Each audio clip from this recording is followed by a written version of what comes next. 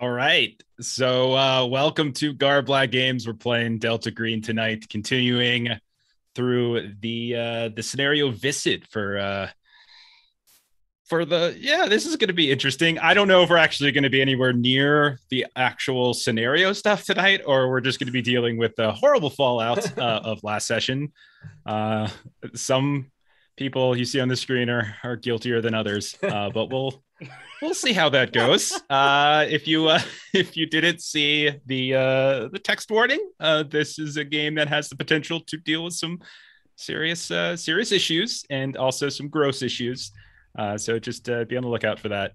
And we'll see how it goes. So like hypothetically, just theoretic, like cold-blooded murder, if that's a thing, then we've already done it once. So we'll see if it happens again.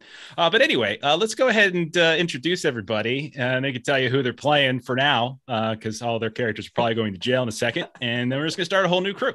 So Matt, who are you playing? I'm playing Agent Rutledge of the DEA. I just want to remind everyone that he did not partake in the events that took place last session and tried to stop it and did everything that he could that was non-violent in the situation. Just to keep that clear before we get into this. Yeah, you keep telling yourself that. Keep telling yourself. And then we've got our wild card. We've got Dr. Raleigh. Micken, who are you? Dr. Lucy Rowley. She works at the CDC and has been recruited by this ragtag of scallions to help figure out this mystery. And for the record, I didn't think I was killing the guy the last time. I thought I was putting him to sleep. Absolutely. Yeah. It's not murder. It's professional. You don't mean to. I mean, you did put him to sleep. That's right. The deep permanently. Well, he's not going to be turning you guys in now. So there's that, right? Okay. So that's one loose end down, and so many more that just popped up. So we'll see how this goes. Absent last week, boys, you pick a week to miss. We've got Aaron. Aaron, tell us about your character. Hey, I'm Aaron, and fortunately, Master Sergeant Deacon Stone of the Army Intelligence Support Activity was hanging out with Ryder last week while he very successfully took care of his part of the mission, and has yet to learn about the capital murder / arson / grand theft auto that occurred with the other part of the group. So that'll be interesting. He's a novice to Delta Green. He just got sliced into this team and really has no idea what's going on. So his reaction will be the reaction of a soldier. Yeah, you are one of the Delta Green recruits. This is basically your first outing. I think that's the same is true for Rutledge. And then one of the damaged veterans who was the Boy Scout of the group last week, just doing his job. Evan, talk to us about Agent Ryder. Yeah, Jay Renfro, also known as Ryder, is an FBI computer scientist. He, like I said, looks like he's from Sons of Anarchy. He's got big bald head, huge handlebar mustache, a lot of tattoos, just a big tall guy. Looks like he does not look like he would do anything with computers. He was pretty successful with retrieving the evidence, and he was, just ready to get back to the group. Like, hey, job well done. Can't wait to meet up. And he came back to sirens and police and firefighters and a beetle just in the parking lot and a medical examiner car fleeing the scene. And he was trying to call them as he is trying to figure out what all they must have done to cause all this mess. Yeah, I'm looking forward to when the two groups actually converge. That's where I could just sit back and you guys go ahead. And the other damaged veteran, who honestly should know better, we've got Jeremy. Jeremy, tell us about your character. Yeah, I'm playing Llewellyn Forrester / Rex Dart / Stan Kowalski now, I think. And right now he's pretty torn between, he really feels like he needs to take responsibility because he should have checked to make sure that those are her syringes, or asked why were you using syringes from that particular office. He's thinking of 1,000 reasons why this should fall on his head, but also knows that we need to do what we're doing or something terrible will happen. So he's glad he's driving so he can kind of like wipe away, like he's pretty ashamed of himself. Yeah. Also, he tore a cord off a car. That was fun. That was pretty that cool. was badass. That was pretty cool. Yeah. Body over your shoulder and just I know, that's right. You had the body, you had the doctor's body over your shoulder and one-handed. Okay. So quick summary. It's 2016. It's October 3rd. It's a Monday. You've all just started today. It's still day one. It's probably middle of the afternoon at this point. It's like 3 p.m. ish. Last session. All of you are we're in Washington, specifically Mill Creek, like a suburb outside of Seattle.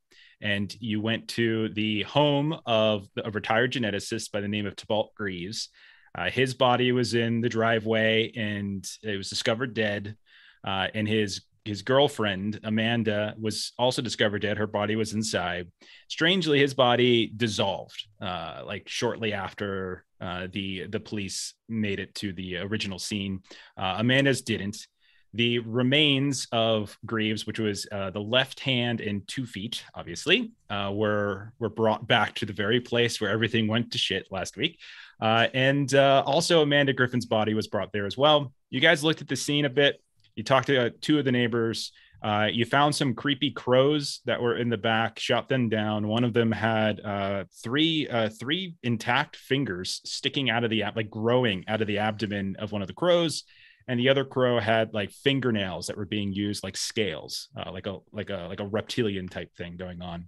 You have those still. You brought them with you. You guys decided to split up.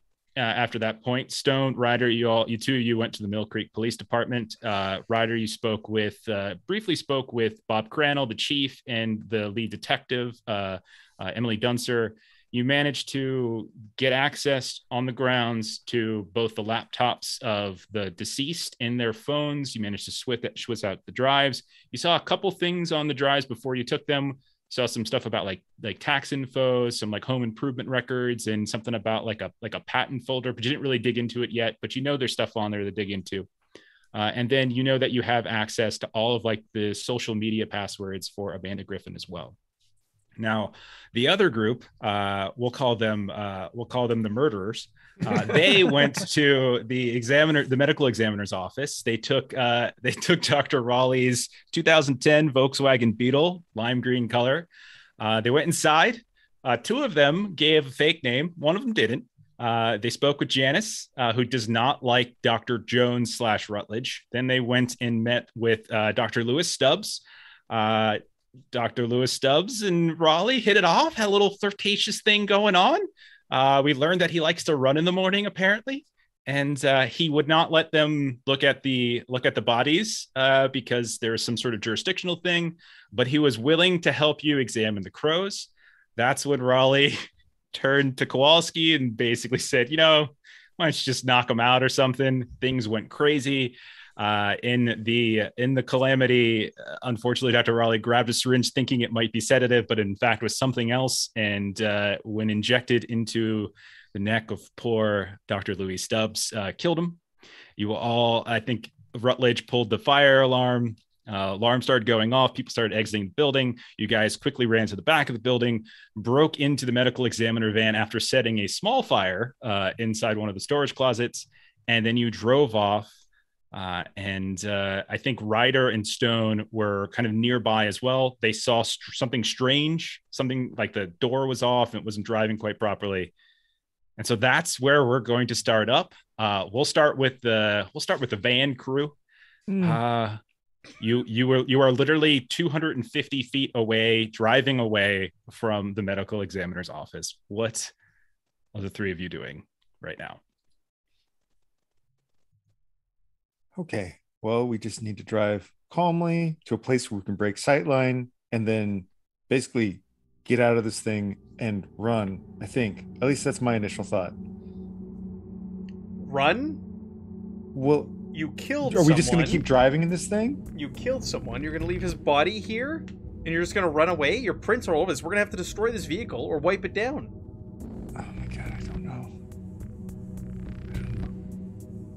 I don't do this. I can tell. But And you I sure seemed comfortable back there, holding that man down while she killed him. Don't talk about that. She's trying to text her therapist. No, Yeah, you're right. No, the only thing you need to do is you need to make a phone call and you need to report your car stolen. My car Stolen. Yes, stolen. 24 hours ago. Put a report in. Okay. She's fumbling through her purse to find. Okay. I'll call the police. Okay. It's gonna be that one officer, Officer Brown or whatever. Okay. You call 911. No, don't call so 911. Oh, not 911. You want to call Mill Creek Police? No, I'm gonna say call a different county. Don't call here. Okay. Call. So you're from Seattle, right? Yeah. Okay. You would probably know. I mean, like a CDC agent. I think you would probably. If not, you could easily find it. Like your your precinct near your home would probably make the most sense, or something like that. That's good. Okay. Do you think that Dr. Raleigh would have any connections in the local precinct near your home? I've only yes, because of my connections with the big sister or big brothers and sisters bit, because they have to do a police check and all that jazz, right? Yeah, that makes sense to me. Okay, so who is this contact that you're calling? Louis Blue. Lewis. Oh no. Wait, did you just kill a Lewis? She just killed a Lewis. Oh. Oh, okay. Lewis Blue. All right. So you call is it a detective or is it just kind of an officer or okay. All right. So you call Officer Blue. Maybe you have a personal line to him. And are you using your usual cell phone? Yes. Okay. Would you be close enough that he would have you like in his phone? See, now you got me questioning whether or not I should. I know. That's why I like asking these questions. There's no wrong answer. I mean, would Raleigh sort have of. another phone? I mean, think about it that way, right? So then, yeah. Yeah. Okay. All right. So you're calling him, and you're like, this is Officer Blue. Who is this? Officer Bluey. This is Lucy Rowley, Dr. Lucy Rowley. Oh, doctor. What's going on? What can I do for you? I don't think we got an event or anything today. Everything all right? No, actually, I'm calling you kind of in a professional manner. I don't. And then she just loses it. Just okay. starts bawling. You know, I've lost. Somebody's stolen my card. They've stolen Esther. I was. What? Oh my god. Oh my gosh. God. Okay, so go ahead and roll a persuasion test. Take plus 20 on this because you got like the whole crying thing going on, and you're giving like you're calling your card name. Yeah. Okay. So the other thing, by the way, this one thing we didn't do last week is that if people want to donate channel points, you can do that for rolls. The only thing we don't re-roll are luck and sanity tests. You can re-roll skill tests if people give you rolls and things like that. So there's other things to think about.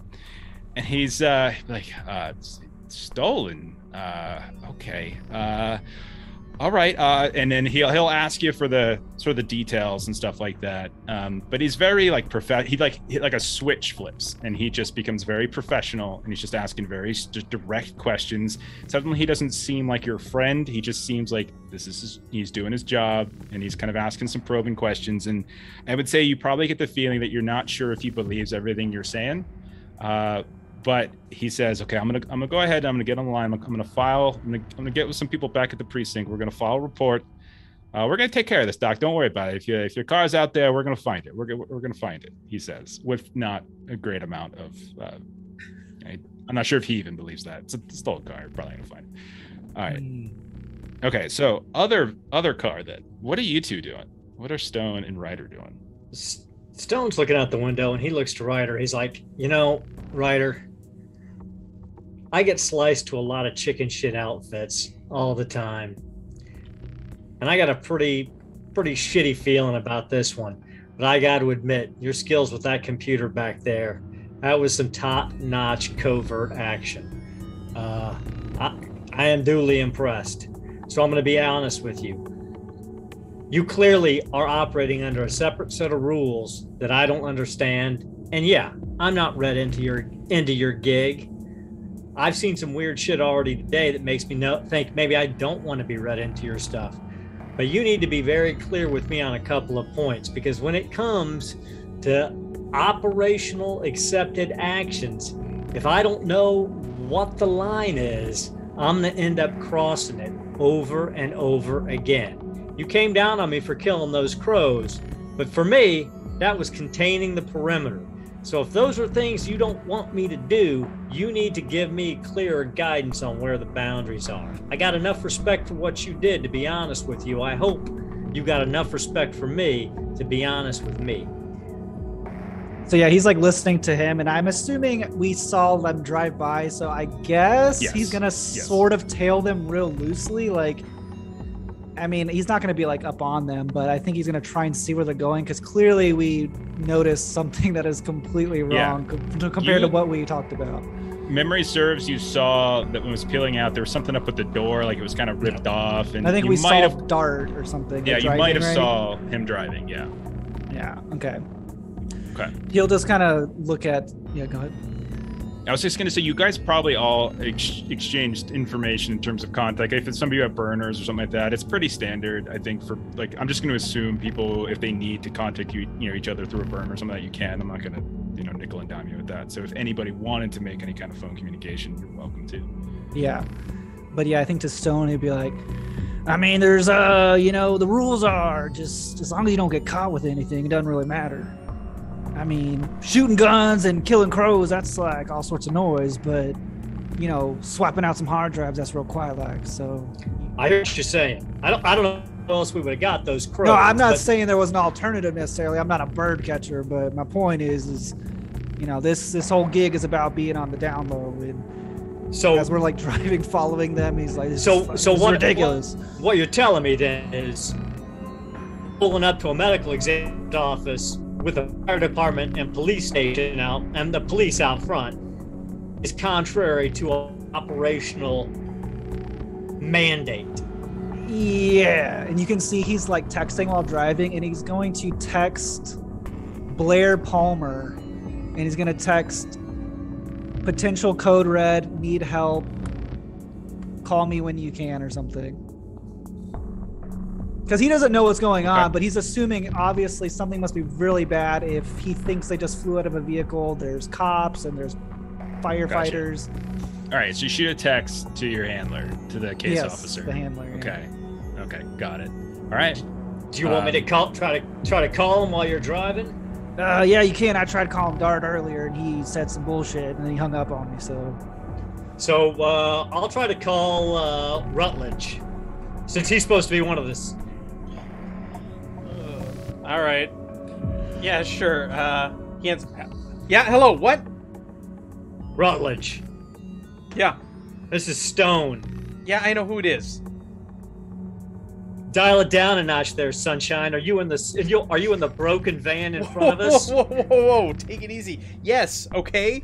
And if this is supposed to be a specialist group, I want no part of this. I didn't sign up to be a murderer. Say again? These two wackos just killed a man in that office, and now we're on the run with a dead body. All right, get off the cell phone. He hangs up. He goes, turns to Ryder. Apparently they killed someone in there, and they have the body with them in the truck. You see he turns, takes a left. He's not following them anymore. He's... I'm not going to be a part of that. I think we should let, upper management handle with this problem. If they need us to come in and do something, we'll wait till we hear from them and go from there, because I'm not getting any closer. I think that's the right choice. If they're killing civilians, they need to be put down. Yeah, I mean, we were talking about crows, and that was, a pretty big deal, making a lot of noise. Just imagine a person. That's a big no-no. I'm sure Blair's going to be real upset. Well, I didn't say who it was. Maybe it was some terrorist or somebody helping out or something. But regardless, it's obvious. Made a lot of noise doing it. I mean, maybe if it was a terrorist, they probably wouldn't be fleeing with the body, right? I would think so. I don't know. I know. I can't imagine Art being involved in any good. He's a good operator. He's a solid soldier, but I don't know. We obviously can't talk to him on the cell phone. Bloody towers everywhere. Anybody could piggyback on that. Well, any of the feds could, at least. I know I could get onto it, and I'm no interceptor. Yeah, I think it's coffee time. He's gonna go find a Starbucks or something and wait until he hears from Blair. He doesn't want to be basically associated with wherever they go or whatever they try to do right now, because he's not sure.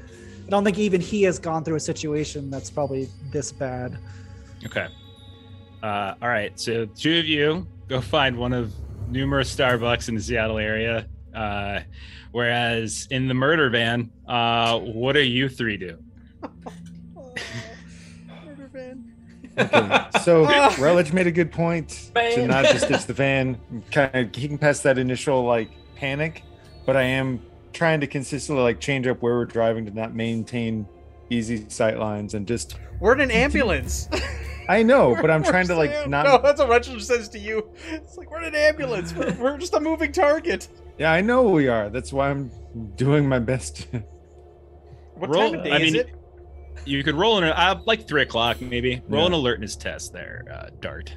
Yeah, basically I'm trying to hopefully find some not in the middle of a main street or something.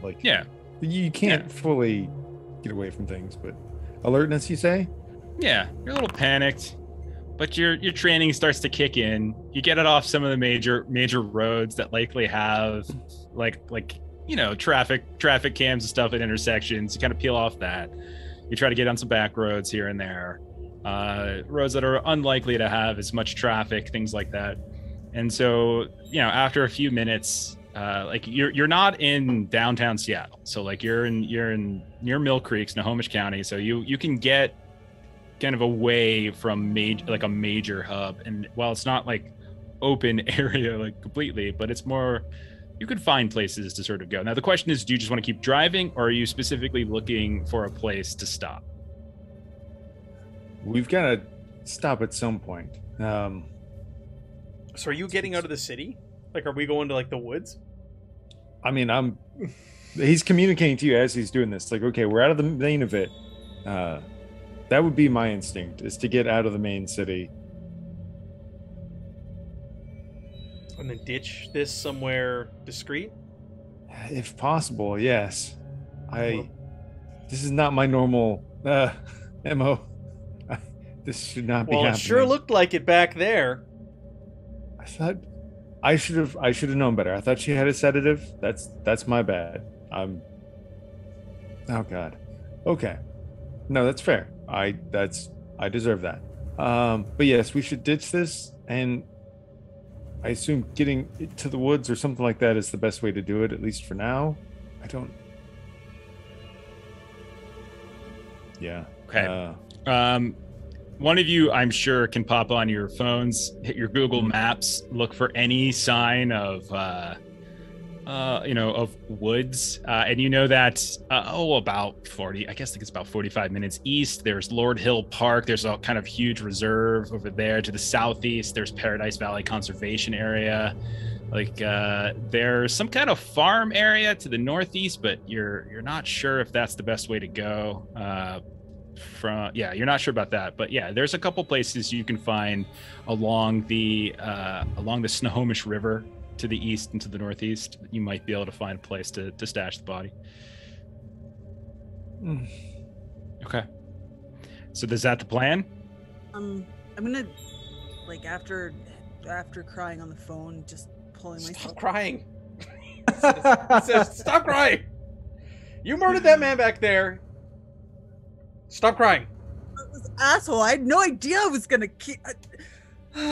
So I'm gonna look around the inside of the ambulance to see if there's like what there is, specifically chemicals.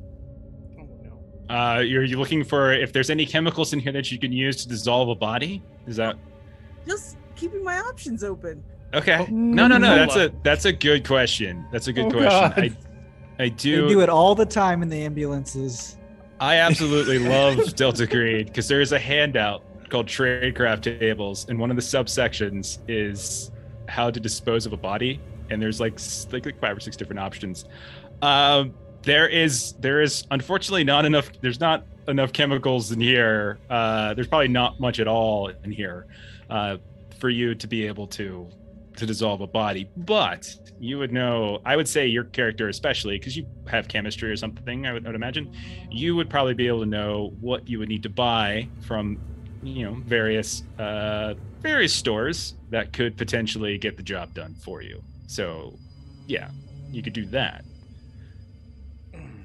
I'm sure that'll be discreet. Yeah, no one needs. Can I tell what she's looking for? Can I kind of like watch and pick up on what's going on here? Well, you can definitely tell. Like, you can see her move to the back of the van. She's going through the cabinets and things that are in the back, but there's not like a ton back here that's like active. So you see her looking for something. So it's up to you whether you guys talk about this. So are you guys like wiping down back there? Is that what you said, Rutledge? That's probably a good idea. Yeah, we need to wipe. We need to make this thing disappear. We need to burn it. We need to put it. I don't know. Put it in water. Maybe dispose of the body in some water. In a body of water where no one's gonna find it. No, this body needs to go away. That's what I'm saying. No, but like go away. Like not. Such a nice man. God.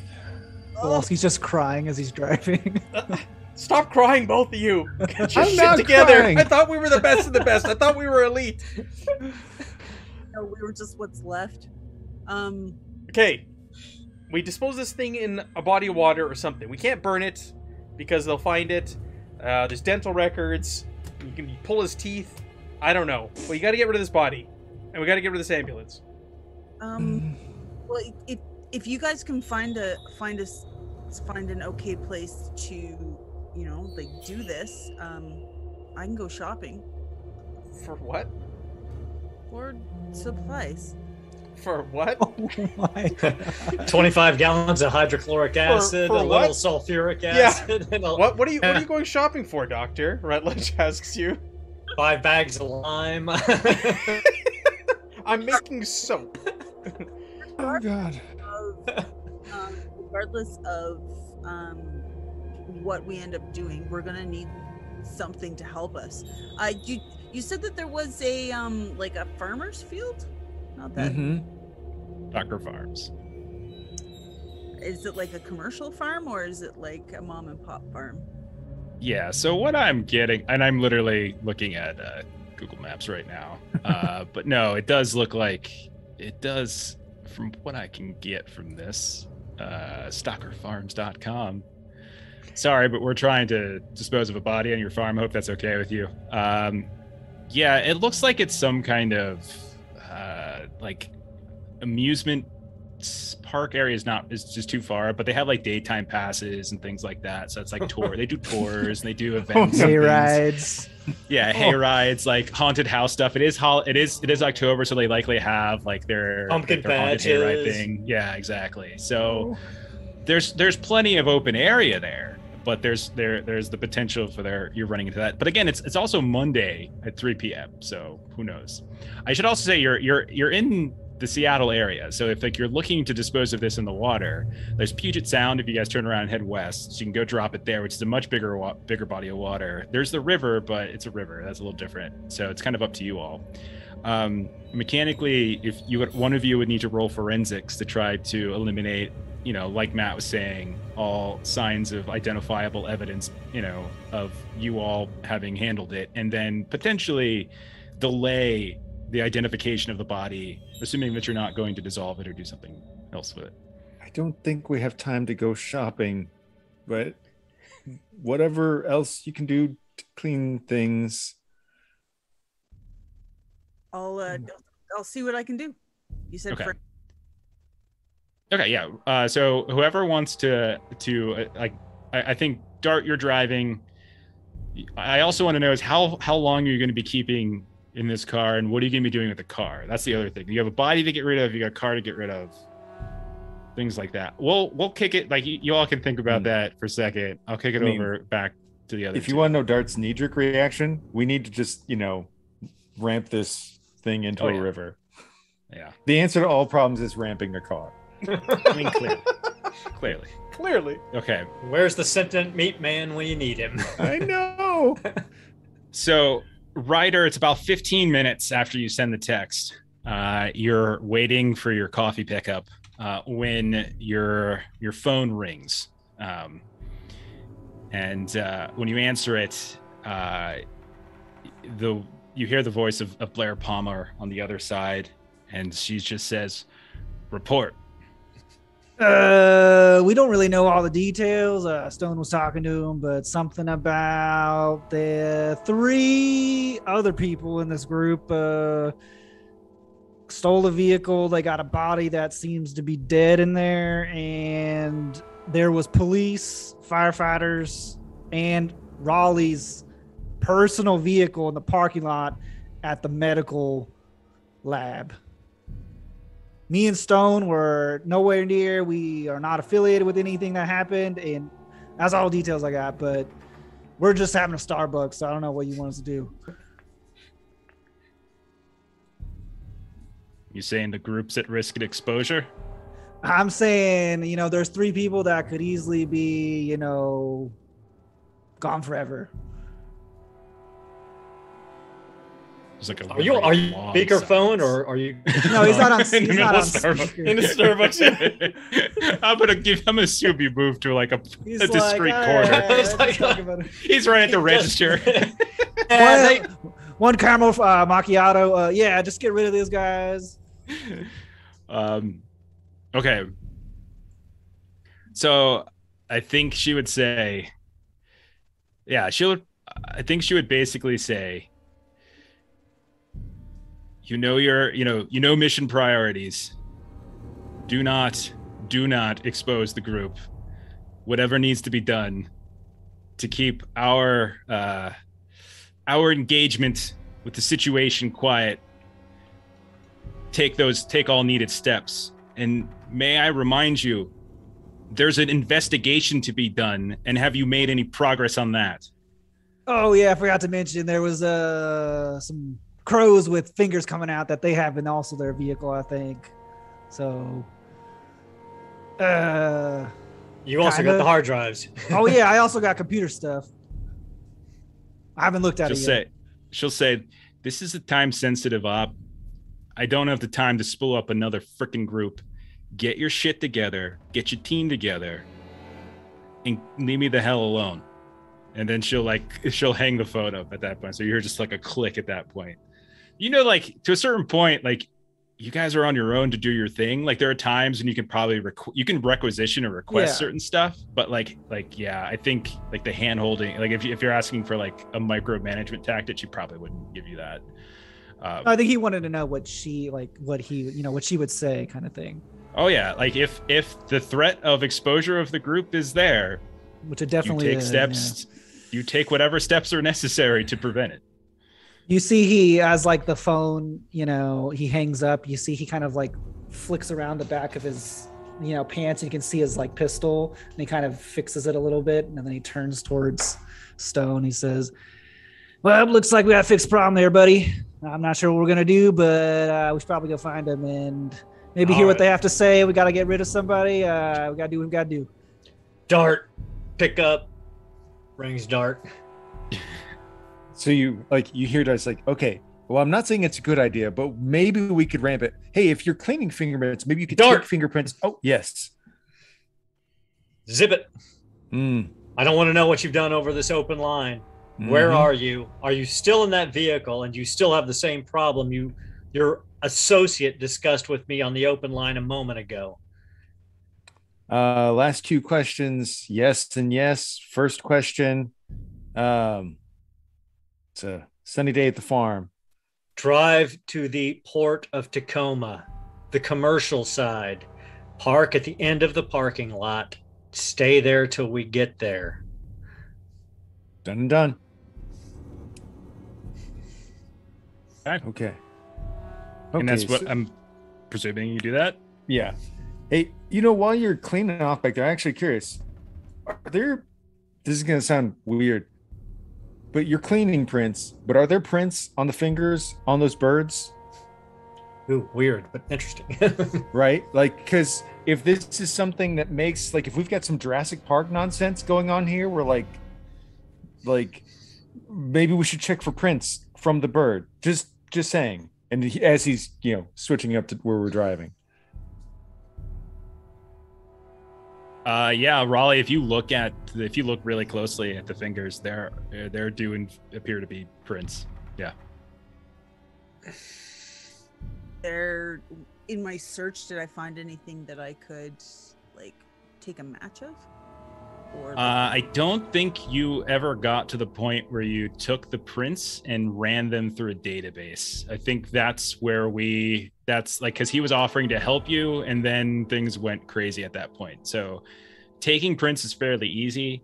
Like that shouldn't be a Writer that shouldn't might be a have problem access for to you. the databases, so it could be something. Yeah, if that's the case, then you would need to take the prints, give him the writer, and then you'd have to run him through whatever databases you have, whether it's DoD, FBI, something like that, whatever he's got.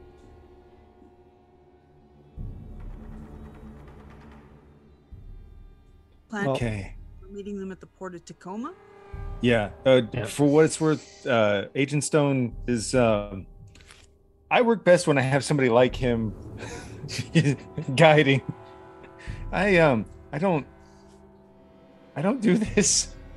I don't do this. This isn't me. Ryder, I don't know what they've got going on. I've got them going to the south side of the port of Tacoma. It's isolated. There's shipping containers there. If necessary, we can grab a small fishing boat. But if we have to clean that vehicle and deal with whatever hell mess they made, it's better to do it there where it's quiet and dark, away from Seattle. Yeah, I agree. We need to figure out what actually happened, because if we gotta get rid of someone, could just. I don't know how many birds with one stone at this point, but I don't know, 4 or 5 if we need to.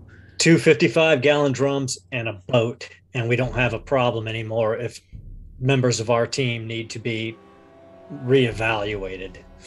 Yeah, because we can't have continuous errors when we've literally, it's the first day of our investigation, and we have pretty much failed so far. Now, like I said, I don't know a goddamn thing about what you do, but I do know how to make a mission succeed from a failure. So let's hop to it and find out what Dart has to say. Yeah, Okay, we'll so unless is there anything anyone's looking to do in like the travel time, or are we just can we fast forward to the port of Tacoma? Fast forward. Yeah. Okay. All right. So we'll say another hour passes by the time Kowalski, give me a driving test. Kowalski. You're driving, trying to drive to avoid as best you can where you think cameras might be, trying to drive in a way that doesn't look suspicious, that kind of stuff. So just straight up driving roll. Ooh, nice. Ooh, nice. Okay. And I think you do actually have a reroll, by the way, from your twin sister, who's looking on disapprovingly. Okay. I know. But we'll say 4 o'clock rolls around and you make it to the port of Tacoma, maybe a little past 4. Eventually, just because I just want to make it easy, the 5 of you reunite. You find a discreet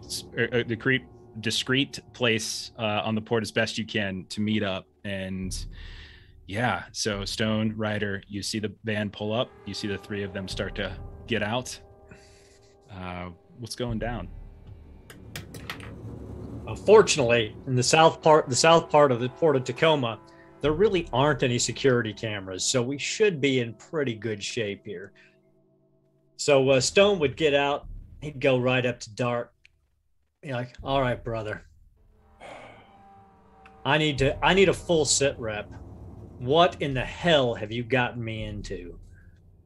About the worst mess I've ever been involved in.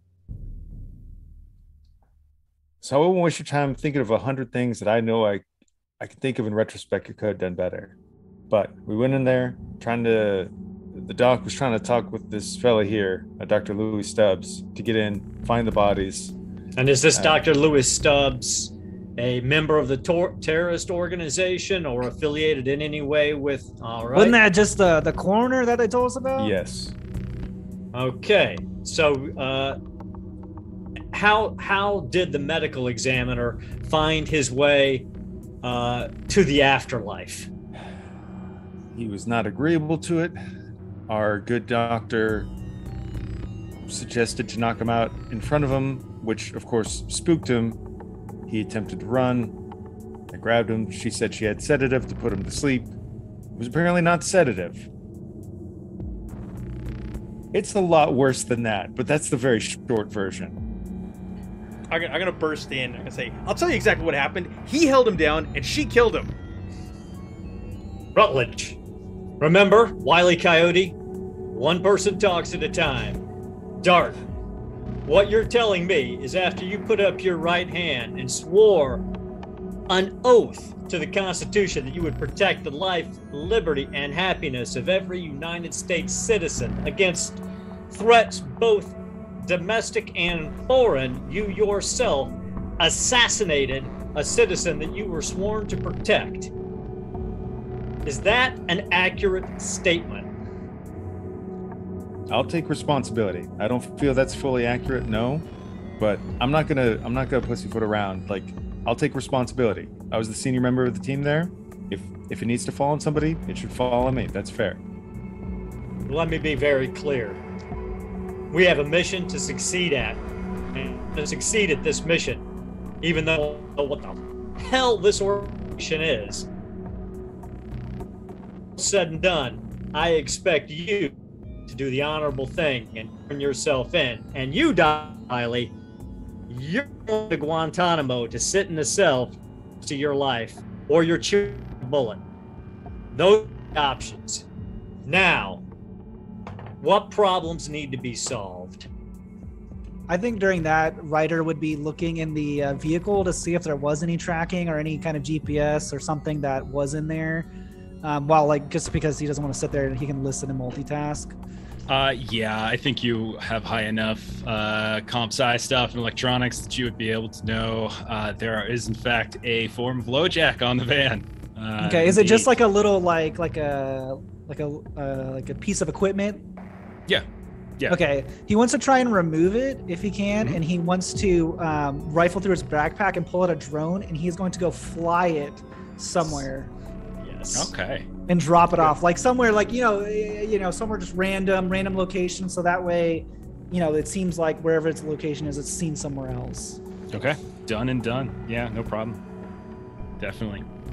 So I talked to our handler, and I don't know if the three of you still realize that this is an investigation and there's something actually much bigger than what's happening here, but like I said, you got the few options here. We can handle this and try and move on, but Dr. Raleigh seems to be a real liability right now. She is just splurting that she works for CDC to everybody. Apparently, according to Rutledge and Dart, she is the one that murdered an innocent person who is supposed to be on our side, if I recall. He's the medical examiner.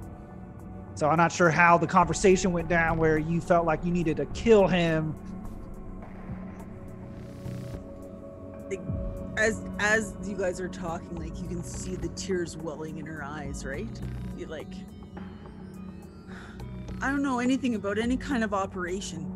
You guys showed up on my crime scene this morning, and weird shit happened. There's fingers coming out of a fucking crow, and you're expecting me to be okay? Do I take responsibility for killing Lewis? Absolutely, I do.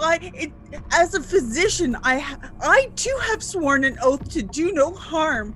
And when I grabbed that syringe, I wanted to just put him to sleep, just briefly, so we could breathe. Things got out of control, and I grabbed the wrong one. I feel absolutely horrible. How can you guys all just stand there and be okay, all straight-faced and...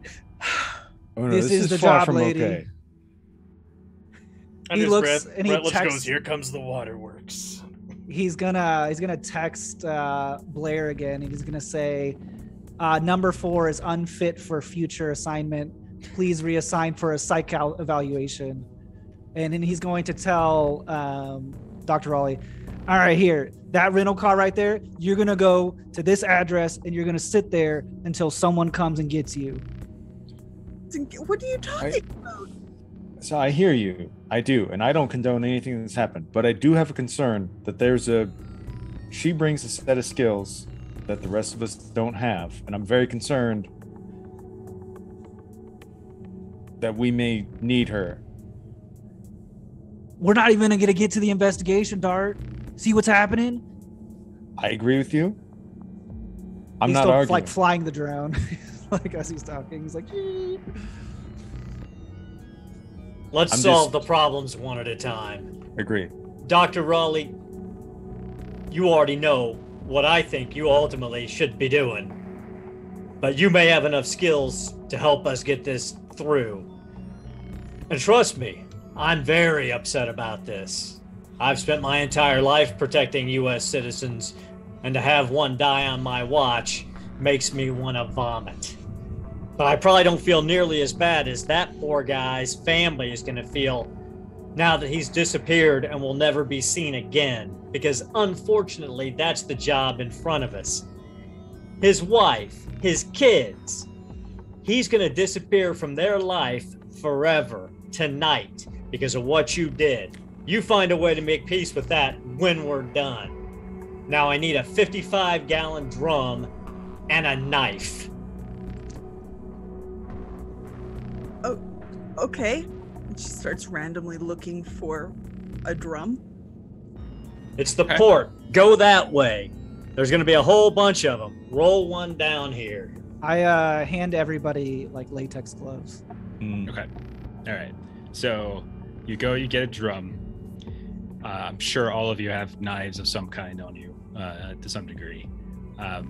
So basically, I need somebody to roll a forensics. I mean, 2 people can roll it if they want. I would say a forensics, basically to do whatever you got to do to clean up and get rid of this in as clean a way as possible. Not me. Raleigh, is that you? Whoever's good at that. Okay. Ooh. All right. So you go through the process of kind of getting. I'm assuming you're getting the body into the barrel. Well, you gotta break the knees and the hips. Then you fold them over, place them open, pull the guts out, chest, drop him in, tighten the barrel, and then dump. You're an invaluable addition to a role-playing group, I gotta say. So you go through all of that, okay? Get the barrel all tied up, or all set. You do a kind of a clean of the van as best you can, and then what do? What's next? You've got the body in the barrel. You've got the van as cleaned of evidence as you think you can. What's next? Drive the van into one of the shipping containers here on the port, because they don't move except for like once every 9 months. Okay. Then lock it, get in the rental car, and drive away. Okay. Someone give me a search roll to find an accessible one of these storage containers that's not necessarily going to be easily seen by anyone who might just happen to be on the docks right now. I got a 21. I have a 21? No, I'm saying I oh, don't know if anyone's really good at it. Or I've got a 60. Okay. Raleigh did. Oh no, it's forensics. Yeah, go for it. Yeah, Get your 60. you got it. Yeah. It's your idea too. Okay. Yeah. So you find one, you park the van inside, close up the container, wipe it down as best you can, and then what happened? And is the body inside the van, inside the container, or are you doing It's something in the else? water, right? Okay, that goes in the water. The right there at the Port of Tacoma, that's about a 3-foot drop into mud. Okay. So Okay. We're gonna say that all took a couple hours, probably like maybe 2 or so. I don't know. First time disposing of the body for me, but we'll say about 2 hours. Is that fair? Yeah. He's probably 2's fine. He'll jot down the number of the shipping container because we'll need to make arrangements that disappears overseas soon. Oh yeah. Yeah, and Ryder will take Raleigh over aside when this is all like being cleaning and stuff, and he'll say, "Doctor, you need to get your shit together, or I swear to God, you are not going to be alive. They will get rid of you." What I was talking about, taking you to a psych ward, that's being nice. I'll do better. I'll do better. No, you have no choice. You are going to do it. There's no options. There's no more, no more second chances, no more mistakes. What we're supposed to be doing here is saving lives for everybody. And this shit is real. It's real serious. I know you're just a civilian, but this is the big leagues and you better be prepared starting now. Yes, sir. Sure, I don't need a sir. It's fine. Just understand the consequences of your actions. Understand what you're freaking telling me, man. Get out of my face. I got it. All right. You can see just like rifling with his pistol as he's talking to her, debating on what he should really be doing. Mm-hmm. Okay. A couple hours have passed. Right. So while that's all going on, Stone would be asking additional questions like, how deep was your exposure? How many people saw you in the building? Who did you communicate with? Did you get the bodies? Did you get the bodies? Did you knock out the security cameras in the parking lot, in the building? All right. We didn't get to the bodies. The receptionist can make us. We're on cameras everywhere. How did you guys get there? I arrived in a rental that was supplied to us by our agency. Correct. And the others arrived in Dr. Raleigh's car, which I have since told her report as stolen as of 24 hours ago. Okay. Couple problems with that. Security cameras are going to show her driving up in that car, and a whole bunch of people saw her driving up in that car on that cul-de-sac. So the Seattle police are going to make her that's a false police report. Going to be a little problematic. We're going to have to deal with Seattle PD too and get that report squashed. I'm sure there's going to be 2 different detectives or officers working on that. Do you really think they're going to put that together? Well, you've got a reported missing vehicle outside of an ME's office that was burned down with a missing ME. I don't like the odds. I don't like playing the short game. I've worked with local PD, and I think you're giving them more credit than they're due. I'm not talking about these hicks here. I'm talking about Seattle PD. It's one of the biggest police departments in the country. They work closely with Fort Lewis. They are hard chargers. If they catch, it may take them a week. It may take them 2 weeks to put the pieces together. Well, we'll be done here in less than a week.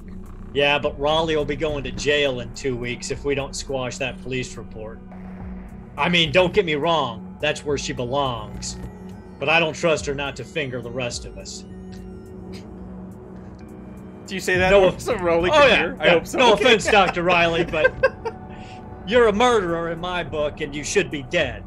So I'm willing to give you a benefit of a doubt to the end of this mission and let you turn yourself in for some other crime, but neither here nor there. We've got to wipe the cameras. We've got to. I mean, it just depends if they picked him up or not. I mean, we can try and go back to the scene and see if I can remotely do something. But if they've already taken the drives or the tapes, I mean, that's going to be a tall task. Other option is I got some of the drives. I can start doing some research, seeing what was on it. We got the birds. We still can test the fingerprints. We can try and take some blood samples, get some DNA. And there's still that plane crash. We can get out of town. Yeah, we might want to get out of town for a couple days. We got to get to those bodies, though. We got to check out those bodies before we get out of here. We have to examine them. You were right next to the bodies when you were in there, and you didn't get to them. I don't know how we're going to go back into now a situation, an emergency missing persons case that's going to be protected and watched 24/7.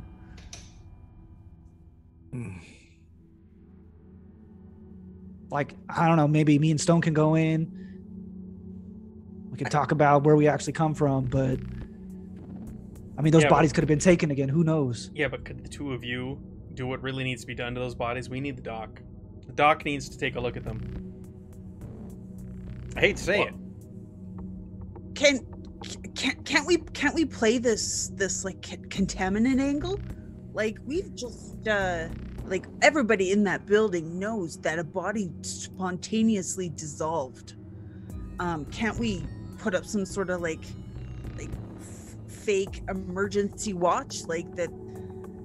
I don't know, like you guys seem oddly professional and experienced with all this stuff. Can't you think of something like that? Well, the Bez, Doc, you three are known in that building. You're also known as the last 3 people to see the medical examiner before he disappeared conveniently during a fire alarm. Your faces again, you're all going to be in jail and figure out what happened.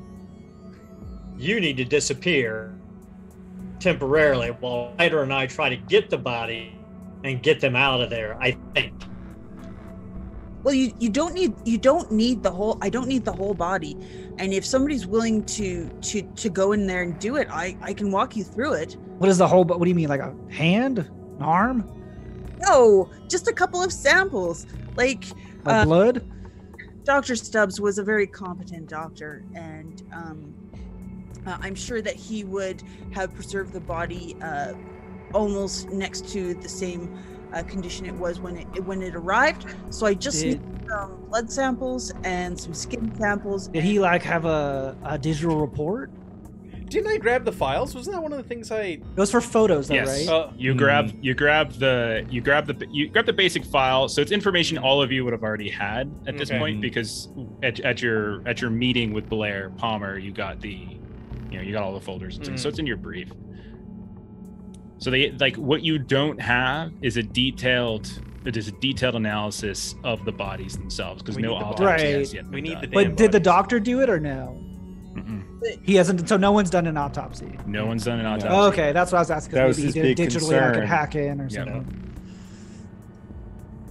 I mean, what we're gonna need is a blood sample going to be enough? I mean, we don't have any kind of decay rates on the organs. We don't have organ weights. We don't have different tissue samples through the dermis and epidermis. I mean, I'm not a doctor, but I watch medical shows, for God's sake. But he knows his dermises. Unless you guys want to walk out with another body, I think taking samples is the easiest and fastest way. I can do some tests on the go, and we can get the answers that we need. You don't need to look at the bodies? What if there's signs of trauma? Or you got fingers pictures growing of out of them in weird places? Ryder, you're True. FBI, right? I mean, that's your cover. Yeah, I mean, we go back to the scene, and I could, be the computer guy, and we could get in that way. We could send the missing medical exam as a continuation terrorist attack, a certain jurisdiction, and move bodies to a federal medical examiner's facility, which is more secure. We could try. I could talk to my contacts, see if they can pull some strings. Maybe, and up some orders for us. Court orders, get control of the bodies. That's what we're going to need. So, why this conversation is going on? I'm assuming you're still on the port, or did you get in your car and start driving? Oh, we're driving. We're out of Be there. away Okay, from there. fair enough. Okay. Yeah. I think it's Rutledge. Your phone rings. All right. Do I recognize the number? No, you do not. Okay. Hello? Hey, is this Agent? This is Officer Brown of the Mill Creek Police. Sir, I know you said to call if something came up. Sir, something came up, and why are they looking for you, sir? For me? Me? Yeah, something. Apparently there something happened at the medical examiner's office, and they're looking for you and the doctor lady and the big fella. How so? What do you mean they're looking for us? Oh, well, I mean they're just. I guess this is part, like you said, this is okay. You said so. You passed like your kind of persuasion stuff on him earlier. So Yeah. right now he genuinely thinks that you're something. You know, you're an idiot. Well, sir, I don't know exactly what the hell's going on with this, but you know, this may be over my head or not, but something went down at the medical examiner's office, and Well, what the hell went down there? What are you talking about? What are they saying? Well, apparently Dr. Stubbs is missing, and What? When? What time? What? oh, just a couple hours ago. We were just there a couple hours ago. What the hell happened? Right. I don't know. I'm not on the scene. It's just kind of the scuttlebutt I'm hearing from other officers and things, but they want to talk to you guys about it. Who wants to talk to us? The chief, Detective Dunser. Say you're persons of interest of some kind, and again, I don't have all the details, but I appreciate you calling me Brown. well, yes, sir. I mean, I remember what you said. You know,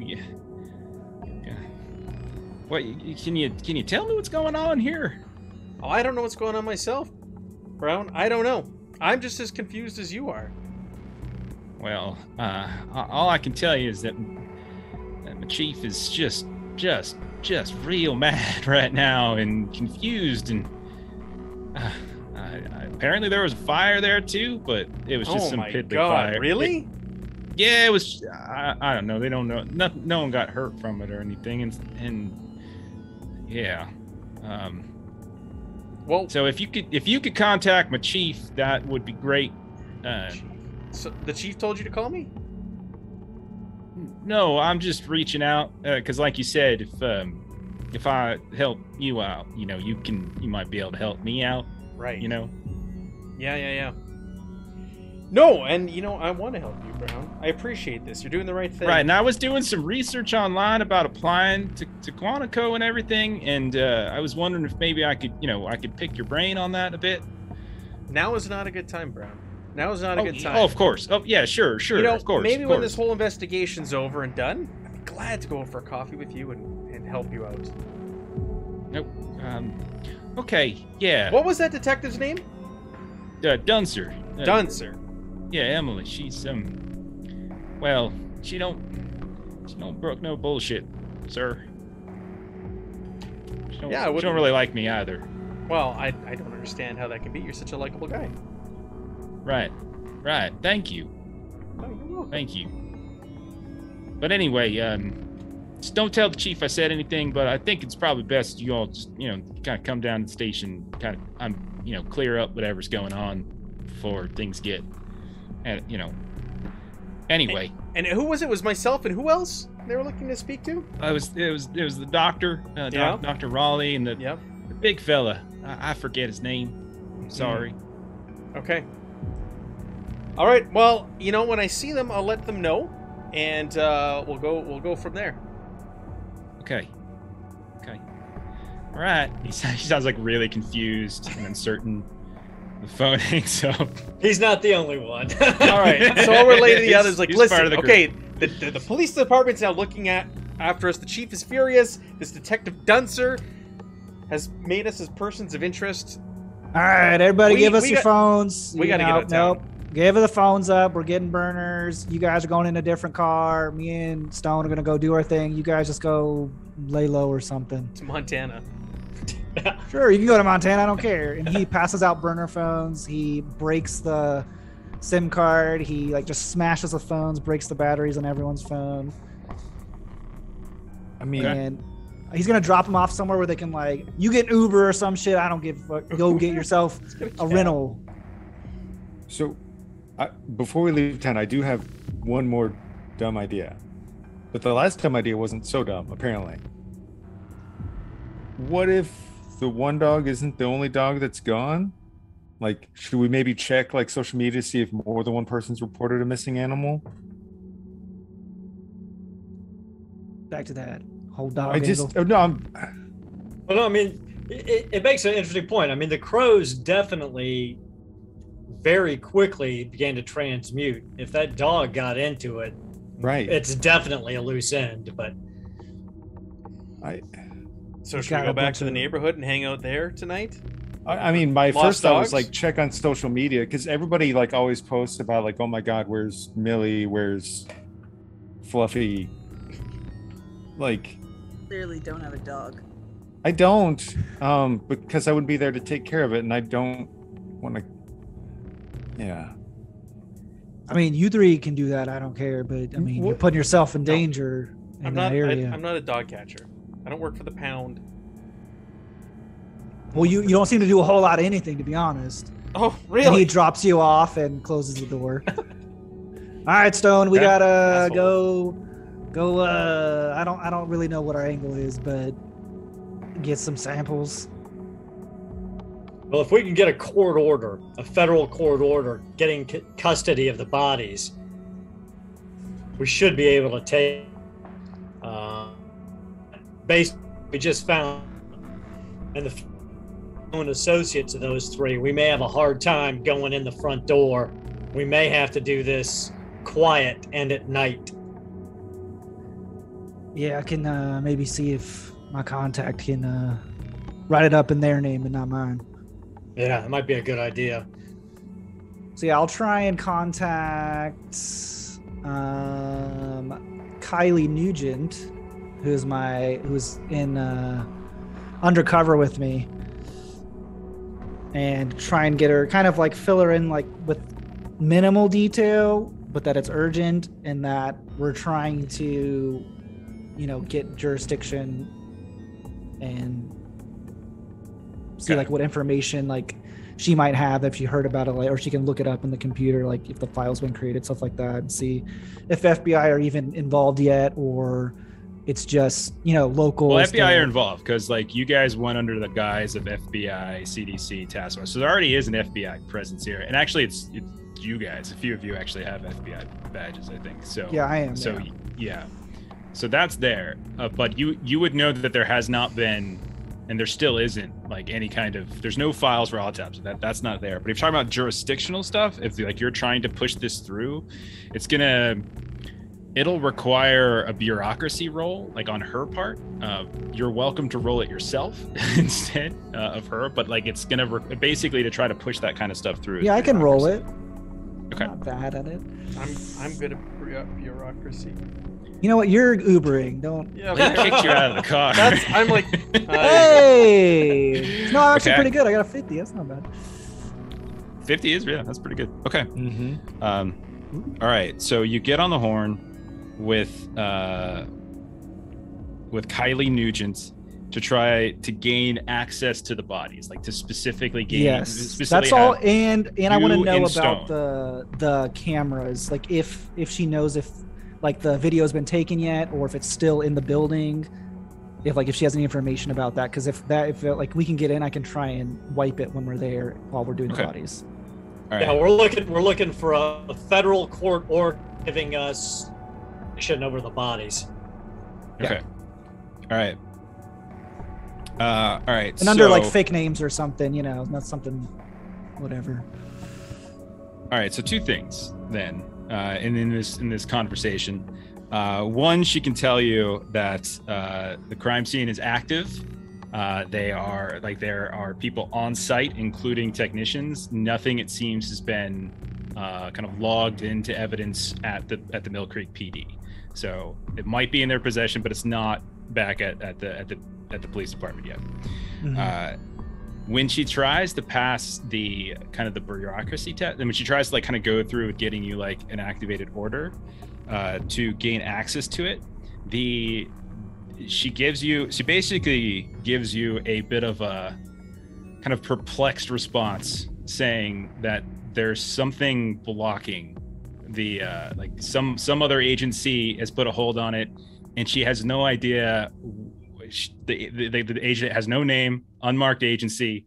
Someone's put a hold and is kind of keeping this in sort of jurisdictional limbo. It seems intentional, like they're specifically trying to keep it from going any particular way. Now, Ryder, you would probably piece together in your head that this might be your group that's doing it, because if something's found in the autopsy, regardless if it's FBI or Mill Creek, in whatever's found is supposed to be a natural, they're probably giving you time to do something right. So without someone else knows about knowing about exactly. Yeah. Okay. But she did get you access, as far as she could tell, the two of you could get access to the scene. Okay. So that's what we will certainly do. Okay. While we're driving back to the scene, Stone calls his contact, Annie Saunders. As soon as she picks up, he just says, Annie, 72 hours, no contact, burn Stone, activate Priest, lose this number, call you on 17. Copy. And I will write that down, 72 hours. Okay. So the two of you are heading over then to the medical examiner's office then? Right. Yes. What is the murder crew going to do? Just roaming the streets looking for people to kill? Stray dogs? Okay. Do you want to go back to the neighborhood? It's dark at this point. We'll say it's like 6 o'clock or so it's getting to be dark. Do you want to head back to the neighborhood? I mean, I just put that out there as an idea. I'm also not against heading towards where we think the plane may have gone down. It's up to you guys. I mean, we had talked about the dog thing. Yeah. I'll say from a mechanical perspective, it's like an 8-hour drive to where the thing is. So you guys might be driving for 8 hours, doing nothing for the next 45 minutes. So if there's ideally what we should try to do is try to have like the going to the plane thing happen in between eps, so we can just say that the travel happened in between eps. Is there anything else that we can do here? Were there any other loose ends? So you had the private investigator stuff. You had the list of private investigators that you were running down. Can I keep calling them while we've been in the car? Asking my same questions? Okay. Okay. So you're specifically looking for like female detectives, private investigators on the list. Yep. All right. So, and you guys are like Ubering over. You're Ubering back. Is that true? Is that what we're doing? Taxi. Got to use a credit card for that, right? There's public transit. My other group will tell you though that sometimes going on public transit's a bad idea. Yeah, this thing's got really. It wasn't supposed to be this dicey in this case. Did you drop us off? Why we can't just drive around with them in our car for that long either. So yeah, that's fair. Yeah, I guess we'll have to take a taxi. Do we have cash? Would we have like petty cash? I'm sure you on had us? you would probably have cash on you. Yeah. Okay. Plus you have your own cash. Like cash. that kind of stuff. Yeah, that's fine. Okay. So you're heading back to the neighborhood. You're still going through the lists. Okay. You go through the list and you're looking specifically for female detectives that are on staff, and you can cut it down. So you can basically cut the list down. So if you look at the full list, so looking for people that are on staff, like full time or something, not like just like stringer detectives or anything like that. Of that list, Rose Wingquist Inc., Benchmark Management, Ashley Klein Investigations, Dynot Belton and Wells, and then Stein, Lutzcar, and Starr all have apparently, from what you could tell, and you've done this. I'm gonna give you credit and say this is a combination of you get on the phone and maybe just like hitting their company websites or their Yelp sites and stuff like that, and so you can kind of get rid of like basically 2/3 of the list in terms of those. But since you're just looking for females, is there anything else you're asking or anything else you're looking to go off of? No, because I don't want to be too specifically like, do they drive a brown Lexus? I'm not going to do that because that was just that's too much. Okay. I'll say, yeah, you've got it narrowed it down to like about 5 detective agencies that are in the area that have full-time female private investigators on the staff. Okay. And then you're heading back to the neighborhood. Are you, and I'm assuming you're getting dropped off. Are you kind of getting dropped off away from the scene? Yes. And just kind of working your way through? Yes. Okay. It's still an active scene. There are still people that are kind of watching it. You can still see the CDC tent and everything from a distance. So I'm going to need stealth rolls, actually. From everybody. Oh, baby. Let's let you're them keep moving going. Can we not- Nice. Can I spend some luck? I need 7 Wrong luck. game. Oh, Now, Dark's stealth is still not a pure stealthy. pass fail. It is. So even if it says fail, it's all dependent upon a roll. So like Oh, Well, it doesn't man. matter if I re-roll. those does aren't it? terrible. Those aren't terrible. So I'm not very stealthy. Okay, Oh, Melissa bought me a re-roll. Do I want to re-roll There you that? go. Yeah, Melissa bought it for me, of course. it's up to you. I have rolled a standard alertness test for the people who are watching that Oh scene. my. Thank you, Melissa. Oh god. Oh, So somehow the cow. behemoth is the only sneaky one. Well, he's So- an operator, so I mean, Yeah. Yeah. All right. So you're in the neighborhood. You're near the cul-de-sac. You're trying to keep your distance. At a certain point, as you're kind of trying to sneak, are you going door to door to ask people? Are you hitting the social media? Are Social you me- just? It's Okay. That was social media to thing. initially check social media before we dropped off somewhere. Like, Okay. Sure.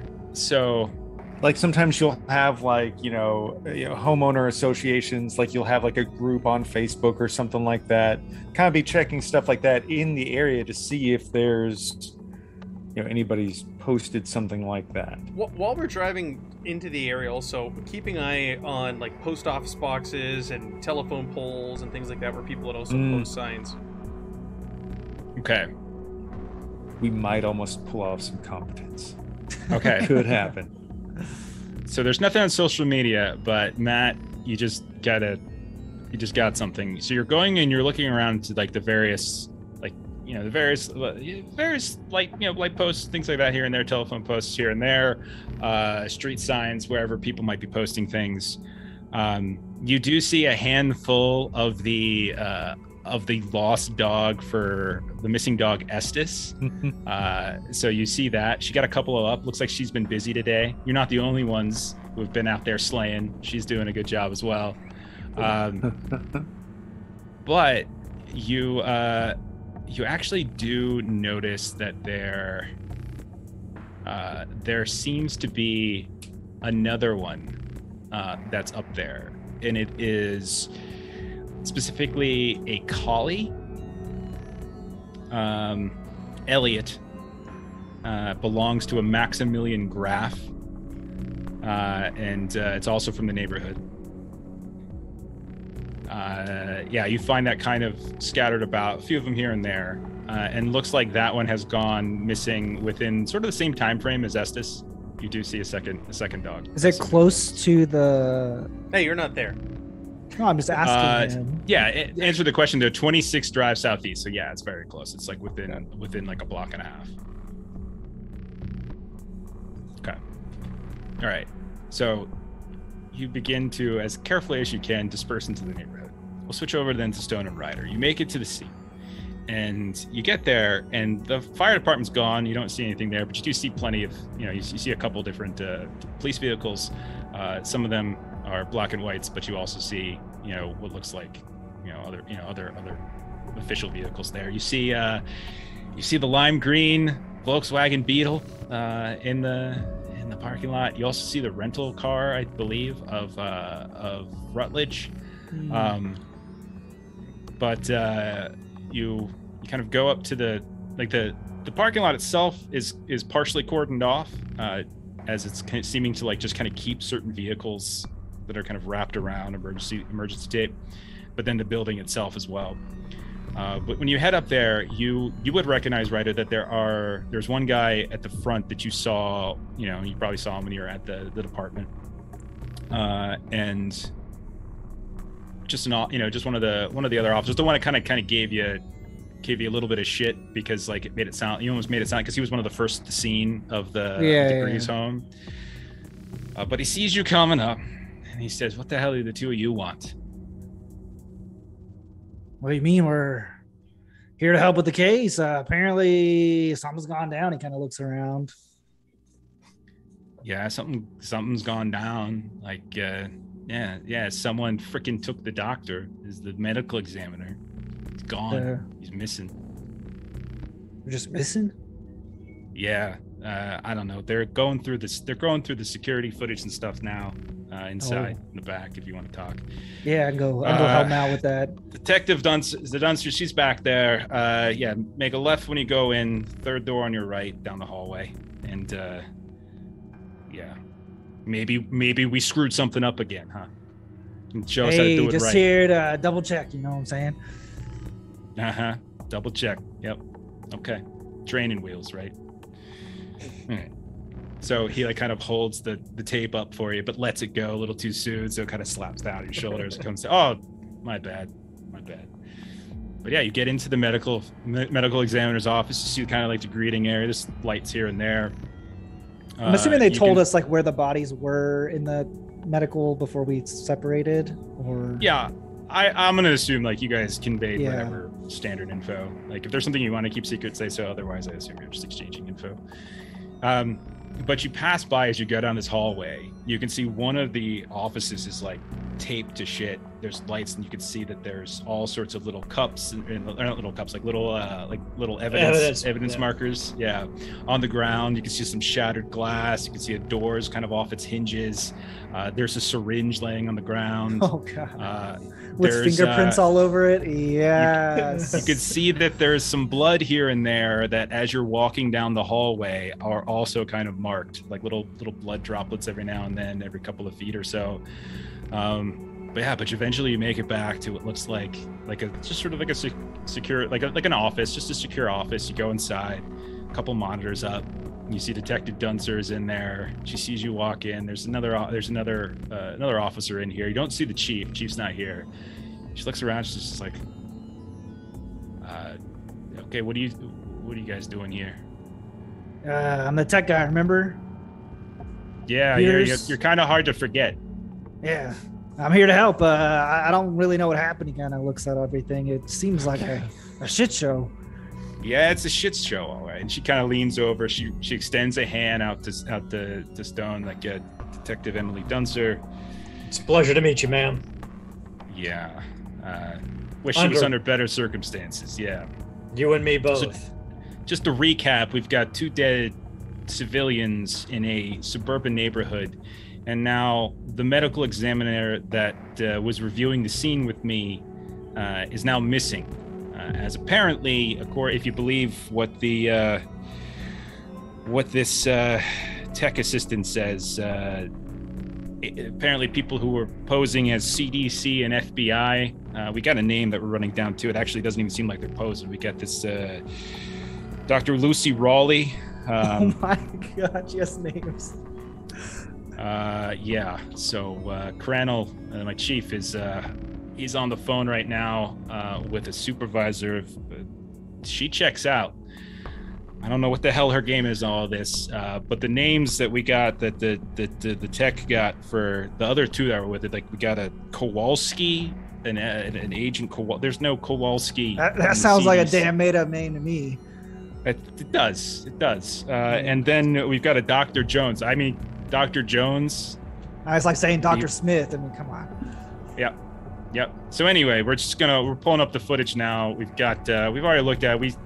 We got a rival, and she starts pointing at one of the terminals, and it's showing like the parking lot, right? Yeah. It's showing like the lime green. It's showing Kowalski and Raleigh getting out of the bug. It doesn't. I can't remember if Rutledge parked like in the parking lot or on the street.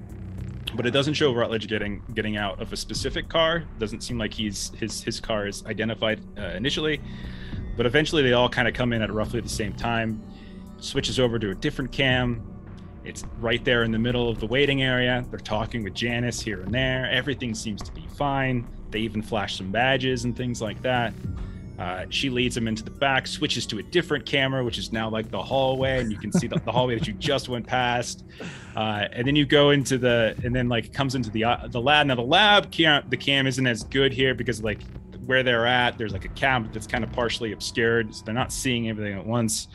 But yeah, they walk through the entire thing. It looks like there's a conversation. Everything's going fine. They're going through some folders, some files together here and there. At one point, Kowalski leaves, comes back a couple minutes later. He's carrying some kind of evidence bag. It looks like Jones didn't necessarily come in at the same time, here and there. Goes through the whole thing, and then that's where like shit got crazy, right? Suddenly the guy starts to panic. He runs away. Kowalski hunts him down and kind of holds him down while... So it's all on camera, right? Yeah. All on camera. The whole shebang. He's like... Now it's partially obscured. Some of it's obscured here and there, but it's you could... Yeah. And then the gurney comes out. Yeah. The whole thing's on camera. He's like, I'm gonna get some coffee. It's gonna be a long night watching all this, I imagine. Yeah, can you get me a cup too? Black, 2 sugars. Sure. And he'll walk out with Stone as he's like going to get coffee, and he's like, all right, man, it's all about the mission. Whatever happens, those 3 was what happens. Well, you go try and see if you can find out where those bodies are. I'm gonna try and play it cool, and I'll get this all wiped. But we it's all about the mission. Don't worry about if they actually get caught, any of that. It's understood. I'll see what I can find. Okay. All right. So, just so I have an idea, like you're going back into the room with Dunser, and then Stone's gonna do like a... Yeah, I want to at least scout around, and if he wants to come back and get me for help or anything. Okay. Like, all right. Just so we keep the detective like at least busy for now. Okay, so yeah, you guys are doing that. We'll switch back over to the neighborhood group. What are you doing? You guys have upgraded from murder van to neighborhood group. Look how nice. Thought you've had a run. So you're in the neighborhood. So you're in the area. You've got this second sign of a second missing dog. What do the 3 of you want to do with this? And you've got some more. You've kind of narrowed down the list of investigators in the area.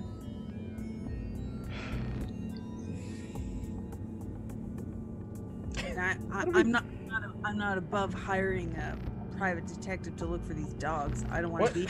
No, that's not why I'm calling private detectives. The reason I'm calling private detectives is if one of the neighbors said there's a private detective that was poking around here about a year ago. He's a female driving a brown Lexus. So I'm trying to track them down, maybe get some information out of them, why they were spying on our target, and find something further. Now, we can set up... My idea is we set up some meetings, maybe at a local coffee shop. We sit outside and we see what kind of car they pull up in. We just ghost them. We don't need to actually meet them. We see what kind of car they're driving, and when we see when the one that pulls up is driving the car we're looking for, that's when we go in and talk to them. That'd be saying if they're still driving the same car they were a year ago. I don't know. This seems pretty flimsy. How long have you had your Beetle?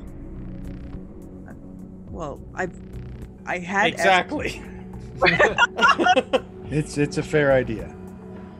That's my idea. We can also go looking for dogs if you want. Let's go get some sausages and go hunting for lost dogs. Truth be told, I don't necessarily want to be hanging around this neighborhood. I know we have to find... I know we need to find those dogs. If they're anything like these crows, we need to contain this. You said something about like seeing some like weird like little tracks or something there, right? Yes. Yep. Like footprints though. Little person. Small, like smaller than a toddler's, but baby. there were a couple toes that were clear. So at least they were partial human footprints. Human? Okay, it was human, yeah. Yeah. Oh, okay. Okay. Or something with human toes growing out of their feet. That is very possible as well. I've had a lot of finger toe action. Matt, Rutledge, go ahead and roll a luck test. See how many toes are growing out of your head. Okay. Yeah. Don't worry about it. All right, I won't. So what are the 3 of you doing? What do you guys want to do? What are we doing? We're looking for a dog. What do the 2 of you want to do? I don't know what the 2 of you do. Maybe you're dog catchers. That's why you're murdering people and you're not used to this sort of thing. So lead the way. Well, I trusted you in the past, and look where it's got me. Okay. The best thing I could think of is to try and put myself in the mindset of whatever the hell left those prints. It leaves the house. We assume it goes to the direction of the lady's yard that has Esther, or whatever her dog was. And then we think from there where this other address is, and we kind of get a trajectory, so to speak, and then we look further in that direction. That's where my head's at. I'm not saying that's reasonable, but that's where my head's at.